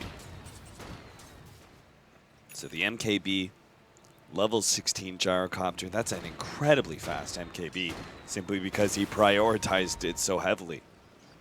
This is why Silent and Gyrocopter, it's such an iconic combination for me. He's just so good at getting the most out of the hero. He manages to stay well ahead of the net worth at the top, and Empire with a pretty good control of this game right now. And is Resolution doing the same thing? Is he going like straight Scythe of Ice? Or no, is I it think he's going Shivas. Okay. You would go for the ultimate orb, I think. Otherwise, the stats are too good, but... Okay. Why Shivas then, as opposed to the Scythe of Ice? It's actually pretty cool. A, if there are any Blink Daggers on the enemy team, you can cancel it. B, the AoE damage as you roll in is pretty nice. You get to kind of just deal a ton of damage in the initial roll, which is really important, especially when you have so much AoE follow-up. So I think that it's just a good item overall, and it helps you find people too. Like people that wouldn't be hit by your natural roll get hit by your Shivas, so you're almost guaranteeing yourself damage. You're like a whirling ball that brings death. That's a good way to put it. Empire. Another push, bottom lane. They do have to kind of worry about the Razor, who's already beating on their tier 2 top lane, and that's why the Storm Spirit is the first one to try and address this. Resolution is going to pursue him out, though. Razor being probably one of the tougher heroes for Resolution. Attempt a 1 versus 1. You think he should have just gone for it to force the BKB? I think so. I mean, there's no way he loses to the Razor. He just maybe doesn't kill him. Jump in. Bottom lane, they're going to try and force this one. Silent committing heavily. Pops the BKB with the RTK caught from the Fiend's Grip on the side as well. Now the Razor is here to join the rest of this fight. They manage to pick up the gem from CTY and now pursue for more. They get a really good ultimate. Silent is dropping lower and lower. Good Snowball is going to be able to delay his day long enough for them to get the Rocket Barrage. He survives. Silent is still up, but here comes the Razor. And he wants the kill, but he can't quite get it. The TP away is there in time. And now Razor's going to be locked in by Yoki, who's still got an Echo Slam, but it's not even necessary. It's looking like they'll get the kill, even if they do lose the Tusk for it. That's a 5-man team wipe. You recovered the gem at the same time. I think they... I thought they lost that courier for a second, but no. They actually didn't, but they did get the gem. Resolution is just so farmed. He's got a fully completed Shivas waiting for once they take this tower. 12 Bloodstone charges, not at all reminiscent of that second Vici game, and they're going to take this tier 2 tower for free. It looks like Ehome are going to go for the deny, but nice hit, ROTK. Obviously, he wants to get a hook shot on somebody, but Storm Spirit is definitely not the hero. Everyone else is too far away. Resolution just to round things off. A nice little cherry on top as he leaves the Ehome side of the map. Picks up a regeneration rune for his bottle. I can't believe that Silent didn't die there. I thought he was 100% dead. I didn't even see Resolution come in from nowhere like a bat out of hell. Manages to snag the SF kill. I thought the SF after death ultimate would trigger and kill him. Yeah, I thought so too. I was like, oh great, the Snowball basically delays the Gyrocopter's death for him to get a Rocket Barrage before he dies. And even when the Storm Spirit was coming in, I was like, okay, Gyro's still dead, though, right? Oh, they're right. actually gonna go. CTY. Uh-oh. He's been caught by Resolution. He pops the mech and tries to get away. Nice Glimmer Cape coming out from Lana. But Lana, speaking of him, Yoki just dunks him. CTY now going to have to deal with the Fiend's Grip on top of that, but he has the BKB active. There goes the Winter's Curse. Call down is going to be laid out. Ehome.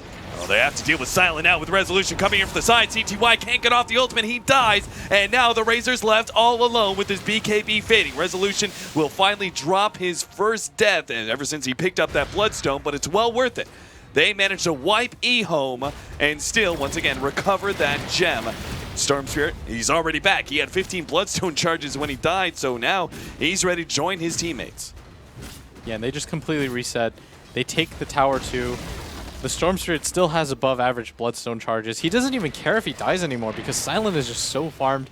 He's built perfectly for this type of game where he's the primary damage dealer. And that's the reason why I feel the Storm doesn't go for the Orchid here or go for the Hex. He's just trying to be as a big of a nuisance as possible, paint the target on his back, allow Silent to go to town, and big props to both Yoki and Always Wanna Fly, who was able to get that Fiend's Grip off on that Shadow Fiend while he was channeling his ultimate, and so much of that BKB on the Shadow Fiend was wasted. Absolutely. Tier 2 tower, another one falls. Storm Spirit, who just picked up the Shivas, already has 1,300 gold. Not so long ago has 4,700, so he can actually complete a butterfly here quite soon. I'm presuming that's his... No? An ultimate orb, so is this Shiva's? What, Shiva's? Scotty, you mean? I'm sorry, Scotty, yes. Yeah, you could go for Scotty. Manta Style is an option too, I guess, but maybe if you fear going high ground, Manta would be okay here. Yeah. I think it just feels a little weird to go the MKB and then back for sort of the lesser, you know, sort of, I would say, medium tier item with the Manta. Yeah. I completely agree. Yeah. Oh, he actually just grabbed the Orb of Venom. You gotta go. You gotta play devil's advocate, though. Yeah, I understand. Scotty seems to be the item choice. ROTK thought about going up to the top lane. That's just not an option, though. They're just afraid right now to take any sort of fight because once you lose this many towers in succession, and once you've lost all your tier 2s, any mistaken fight can just cost you a lane of racks. Oh, Lanham places down the ward. The first of the call down hits does snag him, but Silent, maybe he's just too far forward here. The rest of the team is coming in. He's locked in by the Shadow Shaman wards. Resolution is going to be hit by that Winter's Curse. The SF ultimate on top of that. A good Echo Slam laid out by Yoki, but is it enough to be able to recover this fight? Silent pops his BKB, but he's running out of damage. His Razor is stealing so much. He's got 112 great Fisher block out from Yoki, but they've lost 2 for 1. And it seems Empire jumping the gun a little bit. Silent just too far forward there. Yeah, and the Winter's Curse absolutely nullified that entire fight for them. And that has to be the target for Resolution, I think. When you walk in, when you roll in, I know what he was trying to do. He was trying to save Silent. He thought he was in danger, but still, the Winter Wyvern is just doing too much in these fights right now with his Winter's Curse. They have to go for the next Roshan, though. It's absolutely pivotal that it goes on to the Storm Spirit. Gyrocopter is so tanky now, so he probably doesn't need it, but the Storm most definitely does.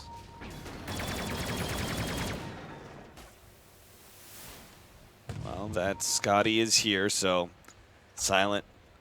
Man, I just can't believe he was that far forward with the Scotty coming into him like that from the courier. I think they're playing it a little bit cocky. Yeah. They should try to remember what happened last game and just tell themselves... Remember the fact that they're dealing with 3 losses and they can't afford another one? Yeah, just relax a little bit. I know they have to be disappointed in that last game, but at the same time, you have to try to forget about it and just kind of play a little bit safer than you did in the previous one. And Empire is going to go this time for the Roshan, and it was actually the Tusk that went for the Medallion, but somebody had to get it for them to do Roshan in a reasonable amount of time. Looks like Yogi's going to be going for the Octarine Core, I presume, with this point booster. Maybe a YOLO Ags. Do you really think that's... it seems very, very rare that Aghanim Scepter is actually more valuable than something like a Veil. It increases the power of the ultimate, yes, but I feel like cost-wise, it's only actually effective if you're dealing with an illusion hero like a Phantom Lancer. I guess I'm just not in love with the concept of Earthshaker Octarine Core, but maybe I've just had bad experiences. I have to look into it more. Yeah, I think I like it just so much because you can actually get 2 Fissures in a fight, potentially, whereas most fights, it's just not possible. I mean, like 15 seconds, unless you're getting the very first Fissure and the team fight actually still draws out for another 15 seconds, you can get a second one, but... With this Aegis on the Storm Spirit, I think this is going to mean high ground, or at the very least, Resolution just tries to YOLO in and hope that Yoki gets some sort of angle to get the Echo Slam off. The spread here, Yoki sitting very far in the back. The 2 supports flanking their cores. Aloha Dance does have the Blink Dagger, so if something goes really bad, well, excluding the Winter's Curse hold, actually, speaking of that, Resolution's going to try and jump. DDC immediately taking him out. Oh, and CTY there's no so buyback low. there, and CTY goes down as well. It's the Razor who's left. The Shiva's already going out. Resolution will end up losing that Aegis now. ROTK, well, he's probably going to be taken out by the Storm Spirit. He's going to zip on over, get that kill on ROTK, and zip on out. So Empire, they managed to survive with multiple heroes dropping very low. I'm not even sure how Aloha Dance got over there, but he managed to get himself into the trees on the far left side of the base, does manage to TP out, and Silent was also quick on the retreat as well, TP'd up to the top lane to farm up the incoming wave. Yeah, they do manage to get the gem back, which is pretty significant. It helps they get one of the gems or whatever. Maybe they bought their own actually, but the 2 buybacks are forced, I think, by Ehome. They used it on the Shadow Fiend, I believe, and maybe that was it actually. But it was a BKB, that was it. And now it's 5 seconds. I think it was 6 right before this fight. So it probably doesn't have too big of a bearing, but it's more just that CTY doesn't have the best late game progression. Probably the only item you really want to keep in the ultra late game is the Black King bar, right? Like at some point you're going to get rid of the SNY later on in the game, but probably sooner than that you want to get rid of the mech. Razor's pretty far forward here. But Aloha Dance can't get there anyway, and he doesn't have his damage healers. Anyway, Gyrocopter, he finished up his Scotty a while back. We talked about that. He now goes for the Boots of Travel and can sell the Phase Boots for an extra slot. Butterfly, still the option here? Yeah, because if Silent gets Winter's Cursed, you get the Butterfly. I'm pretty sure your teammates miss, right? Yeah. Yeah, and so nobody on his team is really building an MKB. So it's going to be pretty effective in dealing with the Winter's Curse. The problem right now is that if it goes on the Storm Spirit, Resolution doesn't have the best way to deal with it. So you either have, if you're Resolution here, you have to go for the Hex or you have to go for the Lincolns just to be able to deal with it. And they don't have this Aegis anymore, but it does look like they're still interested in getting into a fight. Scythe of Vice now finished up for Resolution, so say goodbye to your Winter Wyvern. Perhaps every single team fight. Resolution's going to be looking to jump him first, and he's now got the lockdown bottom lane, actually blocking him out. The Ice Shards make sure that there's nowhere for Razor to run to. And Fiend's Grip on top of that. The hook shot is going to be able to lay down. Silent is going to try and fight up against the Razor, but he has to get away from that static link first and then return back in. Resolution, meanwhile, jumps CTY in order to slow him down. Lotus Orb is actually stunning some of the damage. Great Winter's Curse, but it was stalled up by the Snowball. They do manage to finally finish up 2, but now the ultimate gets laid out. Yoki stuns up CTY. Resolution just needs to finish off that carry for them, but runs low, a bit low on mana, and they turn for Lonham instead. CTY. Oh, he's still going to go for this, I think. Cruising on back. ROTK is the target instead from Resolution. They get the easier kill. SF now back to his fountain will heal up, but Empire, big win, and will now be able to take the tier 3 tower, and perhaps this, I will actually guarantee this Rex. There is no buybacks whatsoever from Ehome. That was almost a game, or a fight-changing Lotus Orb used on the Razor. He brain-sapped the Bane right back, but it still wasn't enough for them to accomplish anything really in the fight, because Resolution just has racked up the Bloodstone charges. Right, he just bought the Hex, if I'm not mistaken, and he's already built up 2,000 gold on top of that. The Silence already got a Butterfly coming at the same time, and there's just so much. He actually accidentally bought... Wait, who's the second Talisman of Evasion for? That has to be for the Solar Crest, right? Yeah. Yeah. His name's just not showing up. Yeah, that's a little weird. So Roshan's going to be up at 41 minutes. If you're Empire, you probably wait for it and then try to collapse on a second set of Rex. There's that Octarine core for Earthshaker. 11-second Fisher, 3.75-second Enchant Totem, so he's got Aftershock stuns for days. And let's not forget that Echo Slam. What a useful ability it is. It'll be up almost every single team fight now, guaranteed. Tusk's got that Solar Crest, just amping up the power of the Gyrocopter.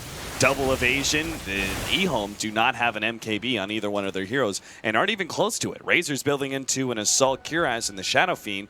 He's just kind of poor. Yeah, CTY hasn't had too much farm progression. He's had a buyback twice this game, or at least once. At the very minimum, he bought back.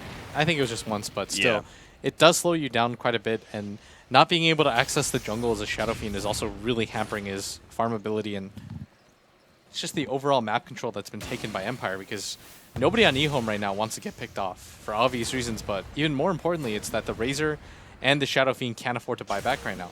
The Shadow Fiend can't for another 2 minutes. The Razor just simply doesn't have enough money, and so it is on Ehome. The onus is on Ehome to be able to hold this, because if Empire mess up this fight, they're still in a good position. I know I'm saying that despite what happened last game, but most of their heroes can just immediately buy back. Empire poking and prodding down at this bottom lane while it's the Gyrocopter with his evasion from Butterfly, allowing him to stand underneath the tower. And now we stack that evasion. Oh, they managed to do an offensive force staff in, but there is a snowball save as they immediately go for Lana, but their Lotus Orb is there, plus the Winter's Curse. Sion is locked down and takes a good amount of damage now with the wards trapping him in, but Sion's still getting a huge flat cannon shot with the Aftershock on top of that. Yoki just destroys Ehome, and there it is, GG. Empire finally get their win for the group stages. Oh my, Yoki is so him. What a great fight by Empire overall. I really thought this was going to be another heartbreak for Empire. The early laning phase didn't go well for them. Then they got 5-man wiped. Yep. Then somehow they managed to 5-man wipe them back. I was a little bit worried there, but Empire, leave no doubt. They're able to close out this game and secure themselves at least one victory in the group stages.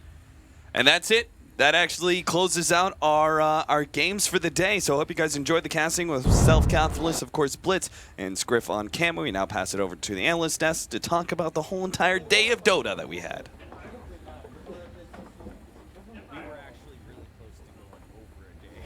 It's currently 11:20 p.m. We were about to go into Tuesday before we finish the day. But yes, absolutely a long day. At the end, though, definitely a very happy, well, not very, but a happy ending for Team Empire, coming back in and saying, we at least ended the day on a win. We got a point on the board. We weren't completely shut out across our 2 matches.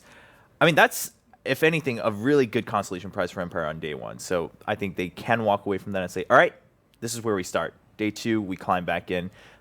You know, not the worst cases. Of course, again, the worst case would have been, man, 0 points after 40 games. It would have been pretty rough. At the same time, how do you think Ehome feels about that? I mean, we're looking at them here. Obviously, they already had the first win, so they do seem a little bit more talkative. But you know, do you think they're going to beat themselves up much over this game, or just, all right, let's just I think they're going to be able to look at their mistakes and identify them fairly easily. Like, for example, they got trapped at that T2 tower by the ice shards and the fissure. And I think they overestimate how strong they are, or when they're in a position of dominance, they don't actually, much like what you said last game. The 9-minute power trades, Akira, Mac, it's a timing where they were so strong, and they pushed mid. They took a fight, and they lost the whole team. We were like... They hadn't taken all tier 1s yet, right? Yeah, they pushed a T2. We were like, okay, Ehome is really strong now, and then Ehome got team wiped. It was like, then we looked over and they're dead. It was in this really weird position though. They got locked in the corners. Like on the left side is the cliff, the bottom side is the ice shards, and the right side is the tower. Like they got wrecked by call down. Yeah, it was a terrible position to be in. So I mean, like they could either just push the T1s or just farmed and advance their lead. Yeah, very true. But at the same time, I think what really is the takeaway from that game is that Empire definitely looked a little bit more confident on engaging. Even if not every team fight went their way, they weren't playing as cautious anymore. That's something we talked about. They just said, hey, let's go for it. We made our picks for a reason. We're playing at TI for a reason. Going to take every fight we can. And it worked out for them. It's possible they felt more confident going in because they had resolution on Storm instead of Lina. And it actually worked. Because it's a way more obvious engage and a way more obvious disengage. With Lina, there's like no way out. You come out of Shadowblade, use your Yules, you're in. You find your kill, and then all you can do is run back, which is not that reliable. So I would definitely agree, though. I think they played a better game. There were more classic Empire moments too, like the really good team fight combinations. The one in the mid tier 2. There were like 3 or 4 in a row actually where it looked like Ehome were just going to get completely destroyed, but they actually fought back decently. But that wasn't because Empire played it poorly. It was like there was like a really good Winter's Curse or 2 where they got caught a little bit off guard. So all in all, pretty solid play from both teams actually in this game. Yeah, so I think what a great way to end day one. Of course, I mean, we've had tons of highlights. I know people are like, hey, what were the best games of day one? It's going to be pretty tough to choose already. Only one day into the main group stage, but let's take a look at the standings now that we do have it all set for the first day. We've gone a little bit through Group A, a little bit through Group B, and of course, as we've been mentioning, LGD looking pretty strong in Group A.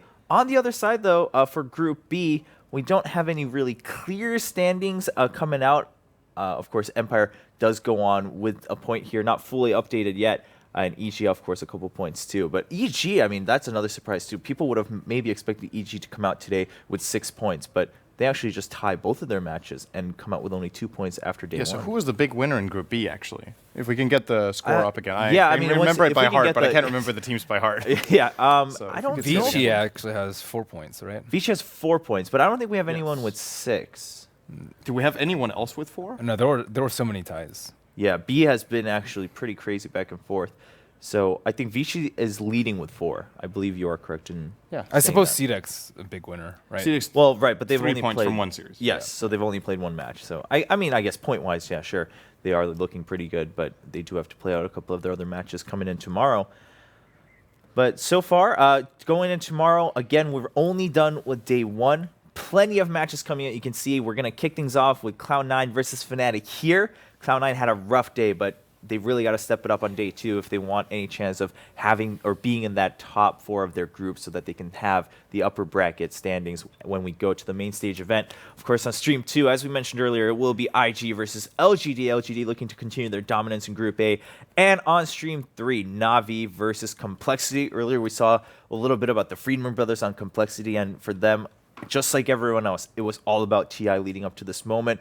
Not many people expecting a lot from Complexity, but at the same time, I mean, sure, Na'Vi has a lot of fans, but the expectations weren't as high as previous years for Na'Vi. So Complexity, if they want to take, if they take that game maybe 2-0, that's somewhere where they can really start to gain some momentum. At the same time, Na'Vi, sure, they had a rough start against MVP, but then that second game, complete domination.